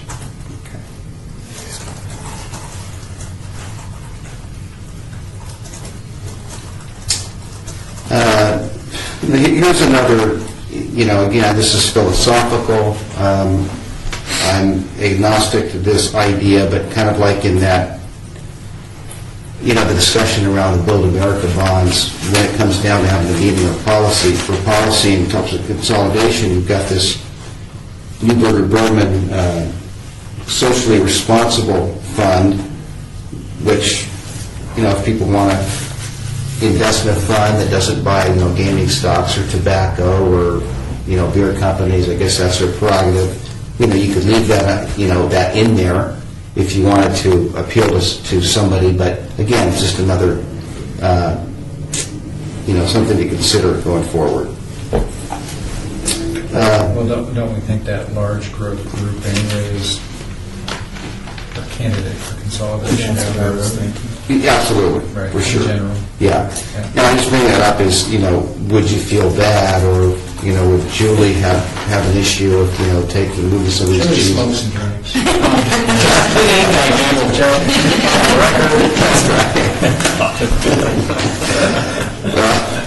Well, no, she's not in the club. But going on the mid-cap value, Goldman Sachs mid-cap value has been on watch for 2 quarters. 2 quarters ago, on the 5-year, it was 51. Last quarter, it was 60. This quarter, it's 63rd. On the 3-year, 2 quarters ago, it was in the 50th. Last quarter was 66. Improved to 53.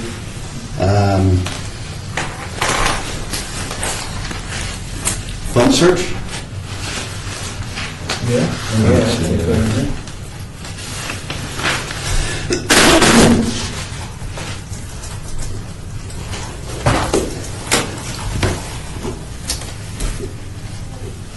And then American Century Heritage and the mid-growth, that's been on watch.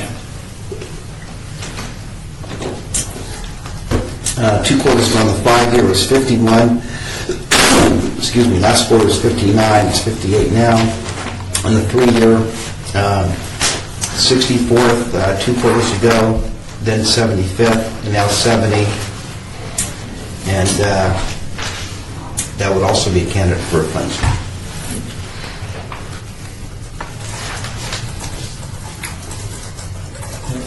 Was there any particular reason why you didn't put those 2, and maybe this isn't the time to ask the question, but I'm asking you, those 2 items on your mapping scenarios? Under mid-cap value? Under mid-cap value and mid-cap growth, those 2? No particular reason. Okay.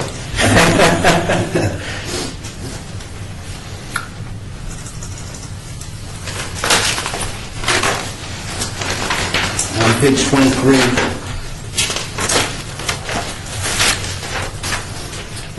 New Pacific is on the edge of mediocrity. 55.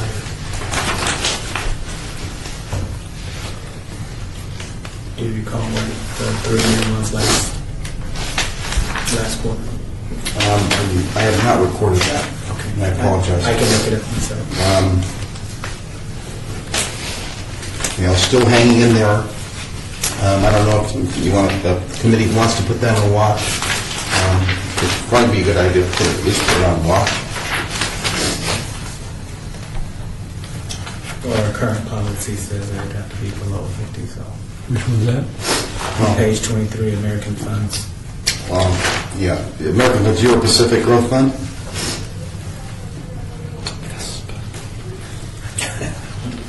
So, maintain status quo.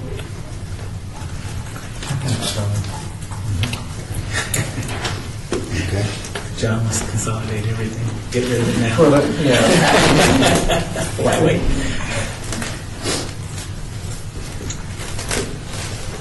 And then American Capital World has been on watch. 2 quarters ago on the 5-year, 57th percentile. Last quarter, 54th. And this quarter is 67th, so it's going the wrong way. And then on the 3-year, 2 quarters ago was in the 77th. Last quarter, 80th. Did improve to the 44th.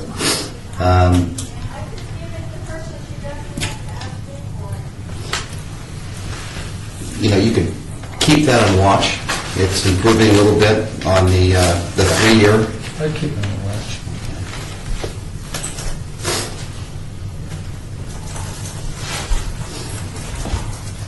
And then down below, the BlackRock Natural Resources has been on watch for 2 quarters. Not going anywhere on the 5-year. 2 quarters ago was 53rd, last quarter 54th, dropped to 65th, and on the 3-year, 2 quarters ago 77th, last quarter 80th, this quarter 75th.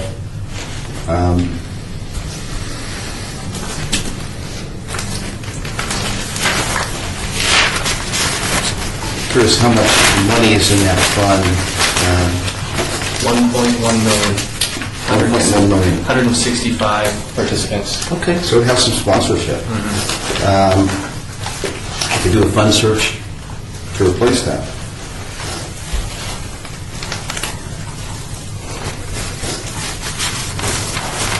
Sir, as Adrian, were you talking about Roger Road? Yes. Yeah, natural resources? Yes, please. Yeah. Okay.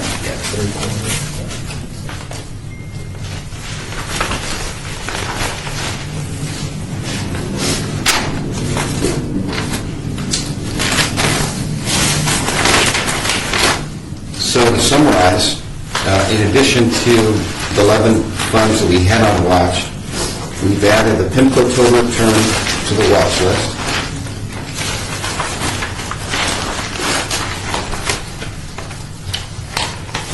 And I will be doing fund searches for high yield, large blend, mid-cap value, mid-cap growth, and energy, natural resources.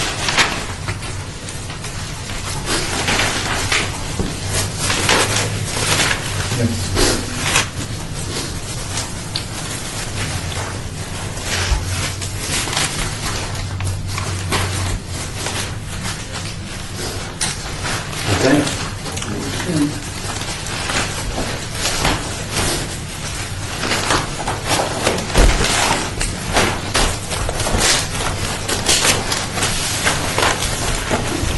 Marshall, you want to Is there anything you wanted to... I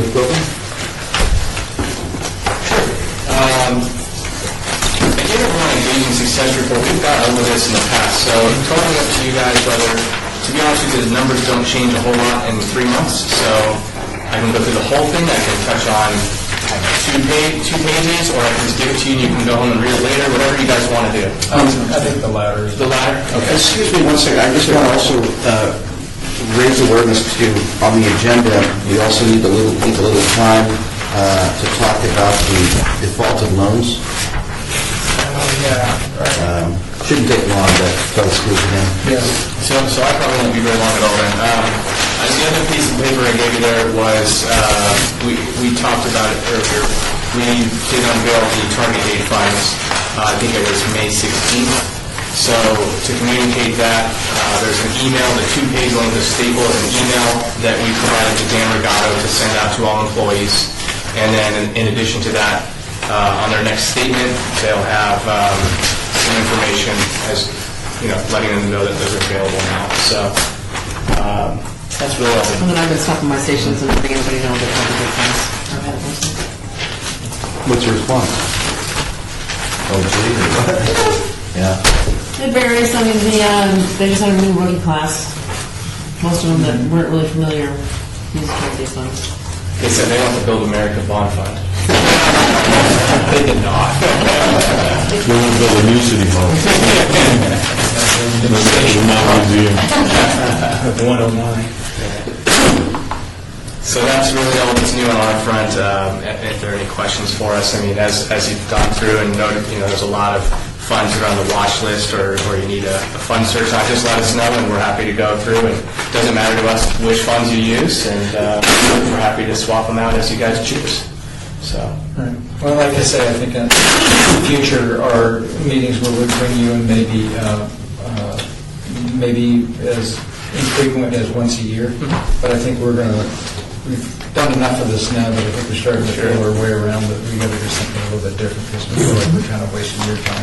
Well, no problem. Let us know that several of our plans do it annually or biannually, and then their investment committee meets without us quarterly, so that's definitely kind of the norm out there. So just let us know. We're happy to accommodate either way. Okay. Well, thank you so much. All right. Thank you, guys. Appreciate it. Appreciate it. All right. So that gets us to our discussion about... You did? Sure. I did. I think you took it. You think I took yours? Yes. Of course. It's very possible. Just plan on saying that. That's it. Thank you. Thank you very much. Ed, do you need an agenda? You can share with me. Going up. Yeah, I got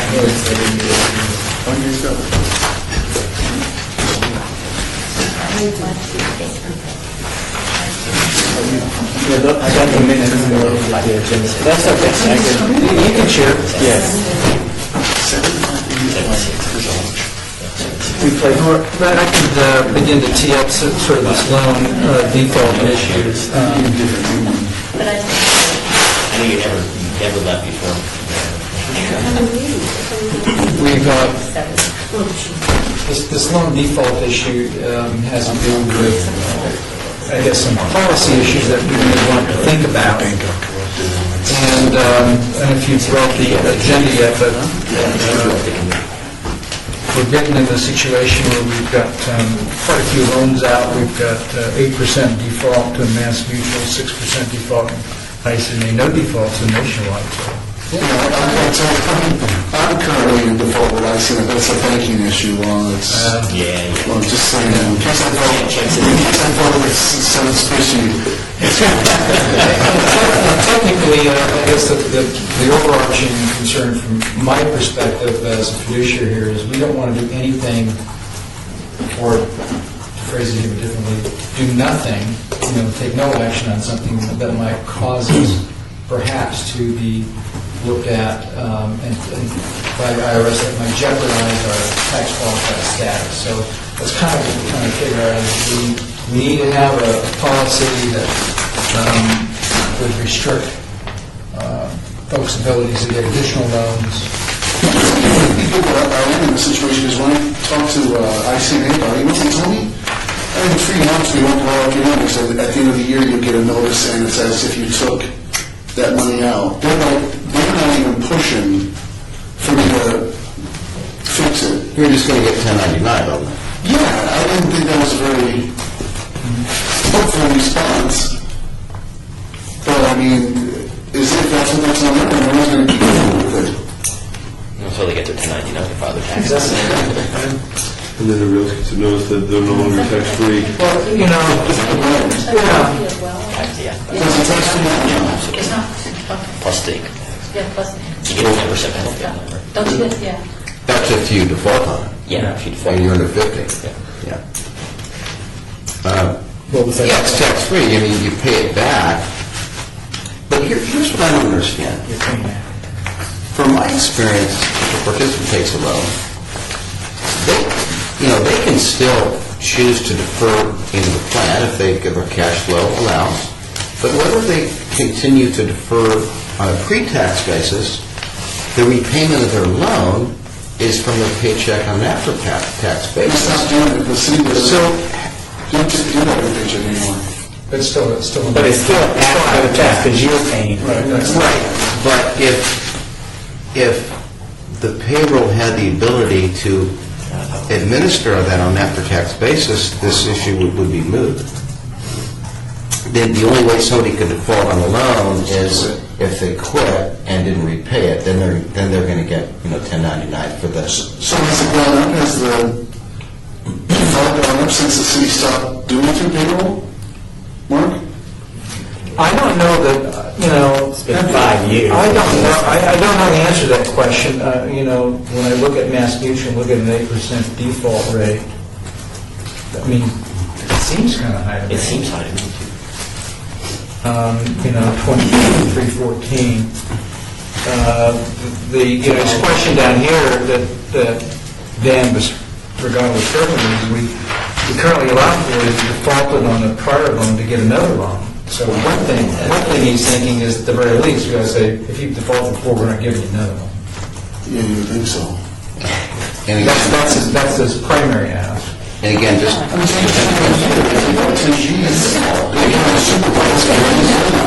is I'll that give you another loan after something. if you're with a provider, you can't take another loan until you repay your first one. It doesn't make sense to give a loan to someone who's defaulted. It's a risk are point. And then furthermore, I don't think you can, I think you can take out a loan for a certain amount, and you can't take out another loan after that amount. Apparently you can. Well, I think there's a certain amount. What he's describing You is can actually pay 50% of the balance. half of them. But if you took 10, and then another 20, you kept defaulting. Dan says the following formula is used to compute the funds available in the event of a loan default. The account balance minus the defaulted loan amount. The employee can get a maximum of 50% of that net. So it's like you can default and still get a loan, and so the question becomes, you should at least close that loophole. If you defaulted on a loan, didn't pay it back, you don't get any more loans. Period. End of discussion.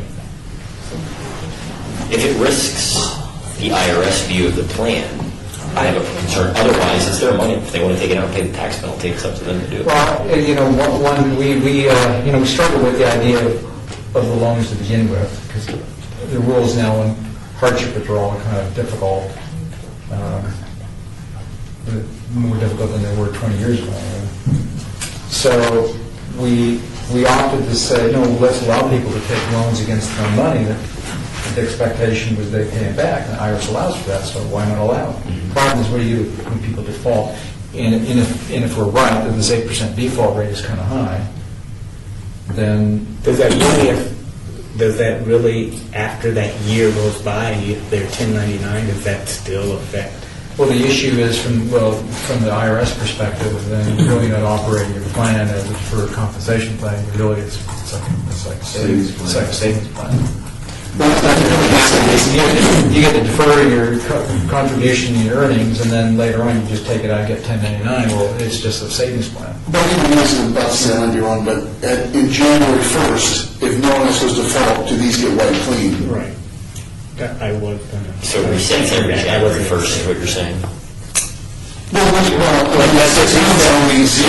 but you would think it resets the first of the year, and so we've been 8% of our loans default since January, or December 31st, midnight. It doesn't say that. It just says it's a list of loans with each plan administered. So Someone's calendar year. I would assume these are outstanding loans, and the percentage of those that are in default. I assume that's... So for the calendar year. I don't know that. The intent of having a plan is to encourage people to save for retirement. We should have a policy in place that encourages that. One loan is fine, but a second loan where you're in default on the first loan is not an appropriate oversight of a plan that's intended to save for retirement. And I think that's really what Dan's saying, that really we'll continue to allow the loans. We could perhaps look into, if we can ask finance to look into ways of helping us, providing an easier vehicle to pay them back. But even that won't necessarily prevent them from going into default, because unless we, I don't know if we can make payroll reduction condition of the loan. I suppose we could. It used to be. Now, let me ask you, Mark, it's one thing, if you're Mass Mutual, and you have a participant, suppose you're Mass Mutual, and you have a participant, Mass Mutual, in the plan report, you've got assets, and part of the plan assets is a line item loans, okay? So if you're Mass Mutual, and you've got a participant that took a loan, you would have a way of monitoring whether, if they defaulted on a loan and tried to apply for another one. Right. But that same participant could also loan out with ICMA if he's in ICMA. So there's really virtually no way to monitor loans across different providers. Mm-hmm. I don't know if that's a concern of yours, but I'm just pointing to a fact. You can have 3 loans. You could theoretically, three more loans. Yeah. Or 2 for a non-fireman. Well, yeah, that doesn't make a lot of sense. Does Dan know who these loans are with? yeah, I think he does. So he would know I think he they're does. across the board, right? We would know. Yeah, I think he'd be able to identify if any of those were multiple. But I'm guessing. I'm going to make a wild guess and say never more. If they were, I would think he would have said something. Yeah. No, I take you asking for more loans. They got defaults on other plans, or other, Anyway, so I guess the only issue here is I have a concern that at least by setting a policy that says if you're in default, you're going to get another loan. At least it helps us with the IRS. And I'm not saying the IRS is knocking down the doors, but why take the risk and why put us at some... Why don't we go back to letting payroll deduct it? Oracle won't allow it. Oh, God. don't even talk about that, please. That's the comment. Anytime we do something with their That minus termination or leaving. That was good. Yeah. I still like the idea of only having one active loan per plan. That, whether it's in default or not, really. Well, once it's in default, you go on the calendar year, it's no longer in default if the IRS is in. I don't know why we couldn't make that as part of the policy as well, that you can only have one active loan. And if they get a default And loan. if you go, here's what I propose to do. Let's give Annetta some time to think about whether or not payroll. How long ago did we make this change? That we At did? least 5 years ago. Talking to Mary. I don't think It's not a, it's not a. I don't think it's an order. It's not a. They never have been. We have a policy on payroll deductions usually for things like this, and some of you may know or may not, but usually we need to have at least 50 participants before. It's a little bit of a hassle administratively to do it, so we like to make sure, like if someone says, hey, I want to join one entity and we do payroll deduction, it's one employee. It's like, why am I servicing one employee for that? Because usually we have to do something, we have to take the check and send it someplace, or some action has to be taken. So, but obviously, it looks like the volume's high enough to do that. So let Vanetta look at that. But that's a finance policy. Our policy, regardless of how we get it paid back, I'm suggesting our policy ought to be, you only have one loan outstanding at a time, regardless of how many plans you're in, and if you default, you don't get another loan. I'd be okay. Ever? I'd be more. Or after a certain number. I'd be okay with one more per plan, though. Unless the participant got a divorce, Well, that's why you have Life changes. I've got guys right now, I've got a couple guys. Well, I'm okay with the time period too, if you wanted to moderate. 3 pay periods. No. Because IRS filed. You filed bankruptcy. Yeah, It's maybe accepted. But what if somebody had multiple plans and needed to borrow from 2 plans because one? I'm okay with one active loan per plan that's not in default. Okay. So you want to make a motion? Basically, what you're saying is one active loan per plan. If you're in default, no more loans in any plan. You're locked out of loans for some period of time, 5 years. Well, Does that? until you're currently. You can find a better feel for that. It'd be current Guys. Once you get 1099, Yeah, it's not- yeah. Yeah, that's what I'm saying. I'd say you, So you're going to get a black mark for 3 years or something? That seems like a long time. 3 years. But in the calendar year, you gotta wait for the next calendar year. But you could still, 2 years. So if it's Super Bowl, I take out 10 Gs, I keep the 19, I just wait till next January. Yeah, I can tell my I understand that part, but I'm just saying. I would say That's why it would be 2 years or 3. I would say it's got to be. I think we're talking from the 3 to 5 year range. It's got to be punitive. It's like some kind of penalty. Right. 3 to Keep bringing up these gambling records. People have. You keep bringing up these gambling records. I'm not a gambler, but I'm just saying. Yeah, if you can meet the test, you can. It's hard, but He wouldn't be here. I guess if somebody wanted to work the system, they got a $50,000 account balance It's like a health issue. that they're But then you get a. getting ready to default on a $25,000 loan. Because They can you're take sick, you're probably not going to pay it back. their balance, part of their balance, move it over to another service provider and take a 50% loan on that. They're much more difficult. Man, you are really. Yeah. No, there's always a way around it.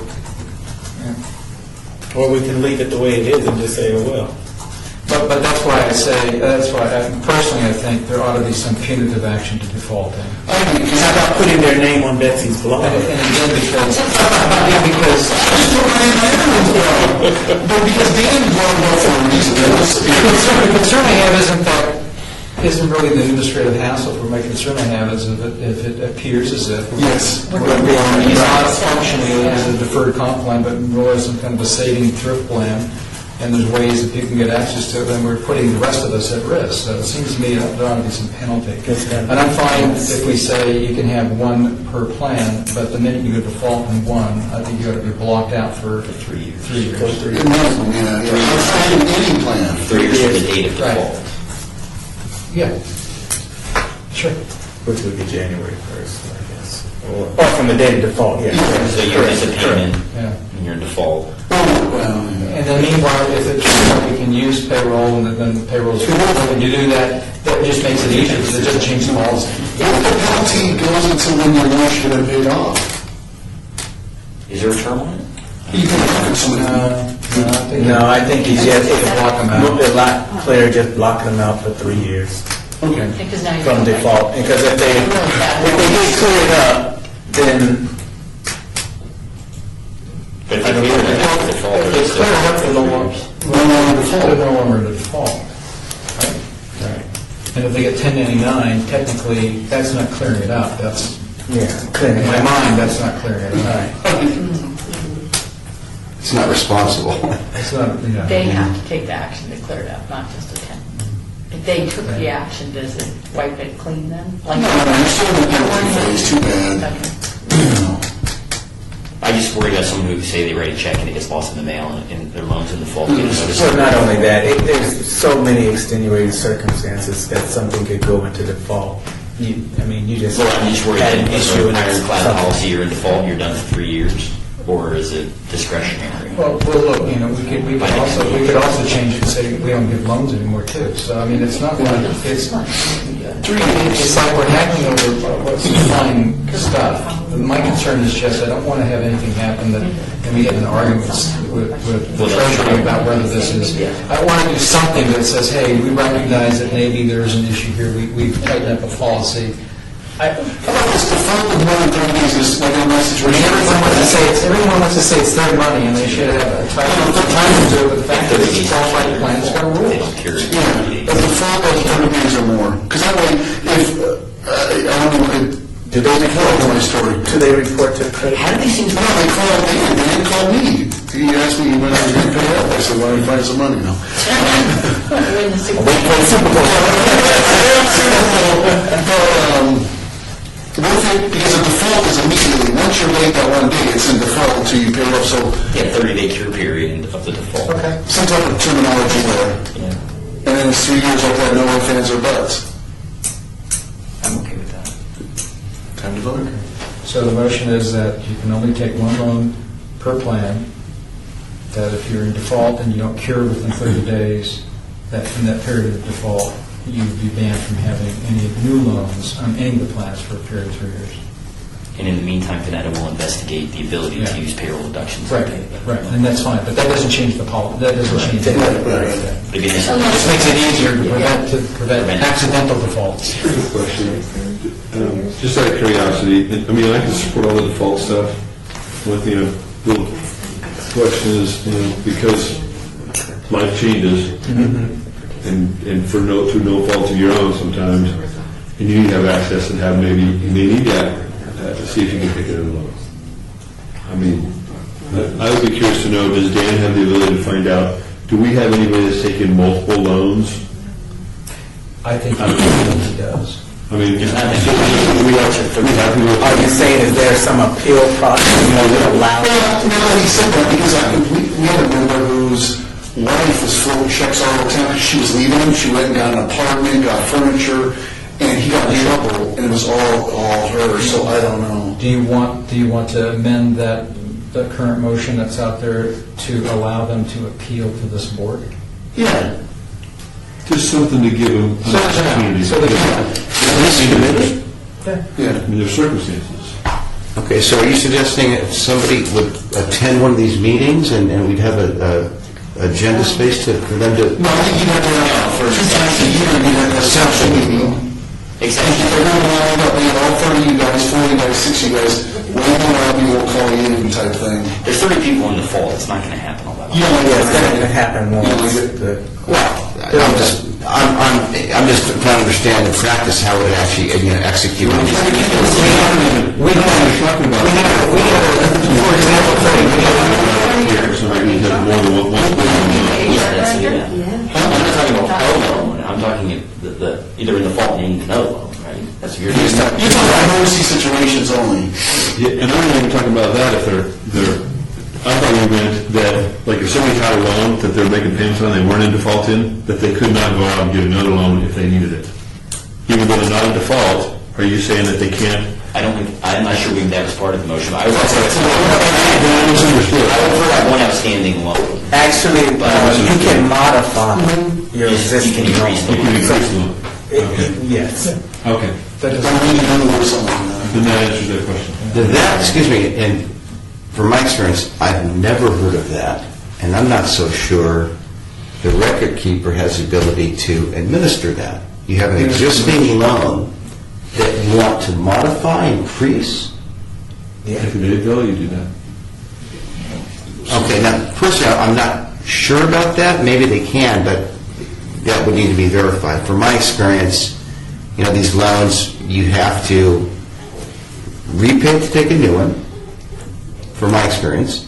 If you're in the middle of an amortization period, and there's been asked so many times, if somebody's paying $150 a month, they want to modify it to pay $250 a month, record keeper can't do it. If you have the means that the check coming out from the outside, you can pay it off all at once in one lump sum, and that's pretty much the extent of it. So I don't know if these three service providers have the ability to, to modify a loan, interim,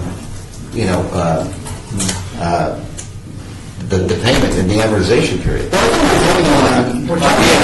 Some by default. We're talking about defaults, but the question was whether or not they could get another loan, and I just said that they could modify and that would still be considered their one loan. I thought the question was if somebody was in default and they got 1099 for it, and then within 3 years another life event happens, and they feel like I need to take another loan. You don't understand. My kid's got leukemia or whatever the heck. Correct. Where do they? Is the policy absolute, or do they come to this committee to plead their case for an exception to the 3-year barring of another loan from the last default? I think that's what we were talking about. Because we said you couldn't come for 3 years. And Rusty's saying, probably appropriately so, that maybe there are some extenuating circumstances that maybe they don't meet the hardship rules, but there are enough that we feel compelled to say, okay, we'll approve this one-off. When we were self-insured for health, we had an insurance committee, and we get that stuff all the time. Since we were self-insured, people come and appeal coverage issues, and they come and explain the situation, and my experience was that the insurance committee said no, but occasionally they said yes. And that wasn't like a frequent occurrence. It's not like it happened every meeting. And this would be that. I don't think this would be even that frequent. Right. But I think that's what you were talking about. Right. Yeah. Now, not that we would modify the loan or all that they would actually try and get another loan. it's not And uncommon. if they can't get the loan because the plan doesn't provide for it, then they can't get it today. They're not going to get it tomorrow either. Yeah, and it's not uncommon for, and keep in mind, we're talking about, the committee's talking about policy around loans, but remember, you've also got that hardship provision to fall back on. Right. And so, you're talking about, that is pretty penal, asking somebody that, they can't take the loan for another 3 years. Maybe 1 year would be, more, still penal, but, not the death. I thought two would be okay. So let me ask you, the 1099, how big of a sin is that? Is that penal enough for How much money? Well, It all depends on the loan. well, you figure it out, I mean, you take the max, either you take the max because you're in such a big hurry, or if you don't need to take the max allowed, then you take enough that after tax, you cover your tax. You have gross enough to cover the tax bill, if they think clearly, but. Okay, so say you borrow $100,000, what's the IRS going to zing you on? Well, you're going to be taxed on ordinary income. But it's going to be according to what Brad Plus said. 10% penalty if you're under 50, right? So max amount is 10 G's, or minimum 10 G's. Well, the penalty piece, and then you still got your taxes. Wow. Whatever the increment tax rate. I mean, it could throw you into the, 30%. You're going for macaroni and cheese for a couple nights that year, huh? Do we know if the IRS has any kind of, since Dan's asking the question, is 1 year enough to bar somebody from doing this in order for the IRS not to rule against the deferred status? I personally don't think so, because if you took it in August, In January. 5-6 months you got, and boom, you take another loan. No, I'm saying, but we're going to say, understand. that But if it was zero penalty, it just If it's a year, so I'm only penalized for, 6 more months, yeah. 5-6 months. No, but I'm in corrections where I like to see people pay for it. I don't know. He wants to limit recidivism. You want to modify, you want to leave it at 3 or modify it to 2? Do I want to postpone until the next one? No. I won't think Personally, I think we're I don't have a strong overthinking opinion. Yeah, Does anybody have a strong opinion? What do you think, Freddie? You have too many people. Yeah, I don't, I'm thinking more the investment could be sold. I don't know. You said a year was the Your conviction on this topic. Let's go with 2, because we feel that 3 is too Too many people think 3 is too hard. And remember, they still have the hardship provision to fall back on. Now, it's not uncommon for if somebody to take a hardship that they have to be out of the plan for a year. Yes. I'm not aware of the provision in your 457 plan, but remember, if somebody has been irresponsible and had to default on a loan, they've still got the hardship to fall back on. So But Mark, you want 5. motion disturbance. No, well, Dan wants it forever. Dan wanted it to the end of employment. I went from forever to 5 to 3 months. Hey, Dan, make a motion, or I'll make it for you. And then you can all vote it down. We're going to do the one loan per plan. If you're No, we don't control that. That's up to the companies to control. No, we can control it. We can control that. That's when we start talking about the modification. Right, but we're talking about 2 different things. Let's stick with default and well, I'm getting there. It takes Get it up, John. one loan per plan. Default, you have a 30-day cure period. If you don't cure, you're banned from loans from any plan for 2 years. Hardship withdrawals at any time pursuant to IRS regulations. Now, what if that same participant has a loan in progress with another provider?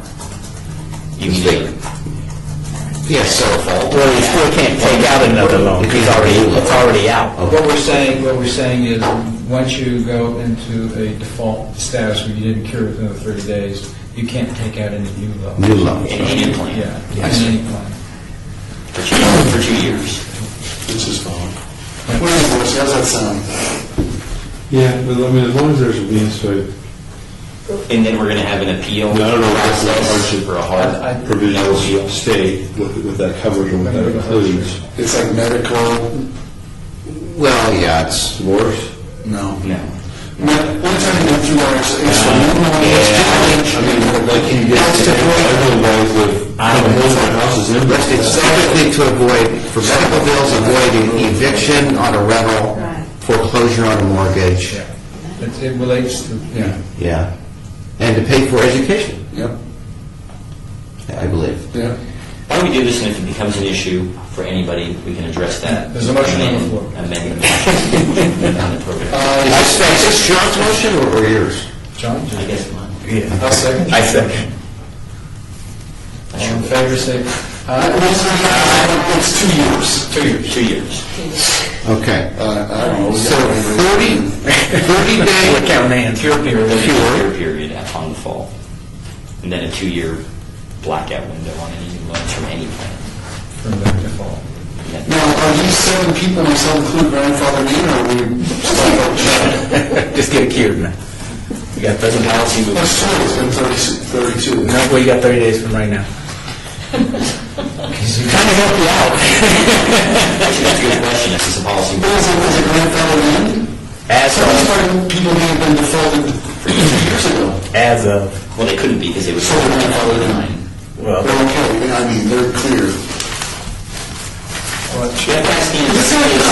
work with the city employees, government employees. Are we going to DMV? Some people are The first of the year clear. I like the DMV people. I get in and I get out. They have a new attitude now. So should we. Just a loan get. I use the kiosk. Well, he would know, he would still know it was in default. He would know that it got cleared up by 1099. He would know. So that's the thing, is he including those, or is this is 30 defaults at the beginning of the year? theoretically. I don't know what this particular table is. I think. And it looks like the same table we saw last time. It passed. Now, who would I give, No, passed, right? No, I'm a no vote. all right. Fine, so yeah, all in favor of the motion John made, which was, again, only one loan per plan. If you go in default, get a 30-day cure. If you don't cure from the point of default, you're banned from any plan for 2 years. The 1 year, but it's, and I don't know if this is what he's upset about, but the 1 year, one loan per plan has nothing to do with defaults. That's a whole different subject. That's so I can shop my defaults. I can default over here and I get banned over here, but now I can move my money over to this. It's not what was closed. I still think we should only have one loan per plan. But that's not for us right now. The thing was, it's not on the agenda. You can only vote for stuff that's on the agenda, and on the agenda is defaults. Well, we're not subject to the open meeting law, so it doesn't necessarily have to be agendized. But, or we're all defaults then, because we own what you want. Well, the important thing for me was, if you're in default and don't cure within 30 days, you have to be banned from loans on any plan. Absolutely. Fine. That's most important. Is that what you were upset about, Rusty? I just wanted to have the opportunity to say that if you may default on a loan, and I agree, but somewhere in that 2-year period, you can't predict the future, and there may be an opportunity for, or maybe a need, a dire need, that doesn't meet the standards of your hardship, that says, if a guy walks home and his house is completely gutted and there's nothing in there, or a gal, I'm not saying it just happened to guys. On my experiences, that's what's happened. You need to have some means by which to put things back together, especially if it becomes someone there's kids involved. Fair? Because that's happened to some of our guys. So, since it's 10 after 5, should we wait until next meeting? I mean, it's 1 minute. So maybe that, So we wanted to add the appeal process. the appeal process. That's not on the table, but That's not on the table, unless I look for a friendly amendment that says that I would have to appeal to the city manager personally. As long as it's friendly, that amendment. Yeah, well, that's the only way that the maker of the motion will accept an amendment. I never asked her before I do that. I'm not going to just say, that's what you get to do. I mean, we're on the committee, but then there's the perception of, I don't know, he's a fire guy, I'm going to vote for it no matter what, I use this. That's why there's more than one person. True. I'm on the committee doing it, I just don't know if that's expanding our reach beyond what. It's not different than what we did with the insurance committee, as part of my point. Oh, okay,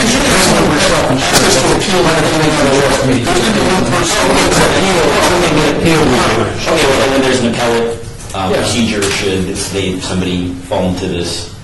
To read something within that 2 years. So we need to drive to his house and make sure the house is empty. So let me just restate it again. We'll put them on the road. So we're saying, We get that. we're doing a provision about limiting to 1 loan per plan. We're saying that if you default, you get a 30-day cure period. If you don't cure, you're banned for 2 years from getting any new loans from any plans, if you're in multiple plans. And that policy could be appealed on a hardship basis to this committee. Yes. All right? And the committee requires a majority vote to override, not an unanimous. Majority vote. All right, all in favor, say aye. Aye. Opposed? You didn't vote. I said aye. He said that. Okay, now, I recorded that motion as a motion. I didn't necessarily specify that there was an amendment. Is that necessary? No, it's okay. Okay. It's all been recorded. All right. All right, anything else we need to cover today? All right, we will adjourn then, and I will work with Dan to set up another meeting to just haggle over some of these nagging procedural process. Just need website on everything. Fiduciary news.net. Fiduciary what? Fiduciary news.net.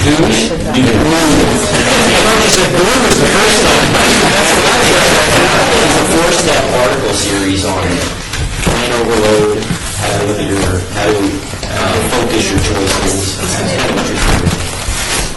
We don't need to keep this over the years, do we? These things have been good. You do not. It's sent to Dan electronically, so, and the whole thing we actually get,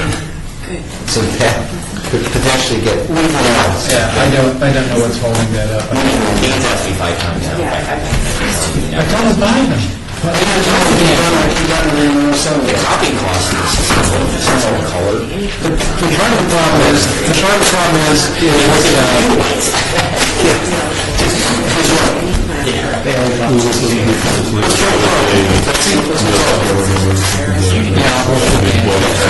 Something you said, so We make stuff. So, if I somehow forget to use the money. Yes, before the next meeting. Yes, that's what I just said. Yep. Just to talk, we won't have anybody else but us and Freddie. Thanks for everyone's contributions today.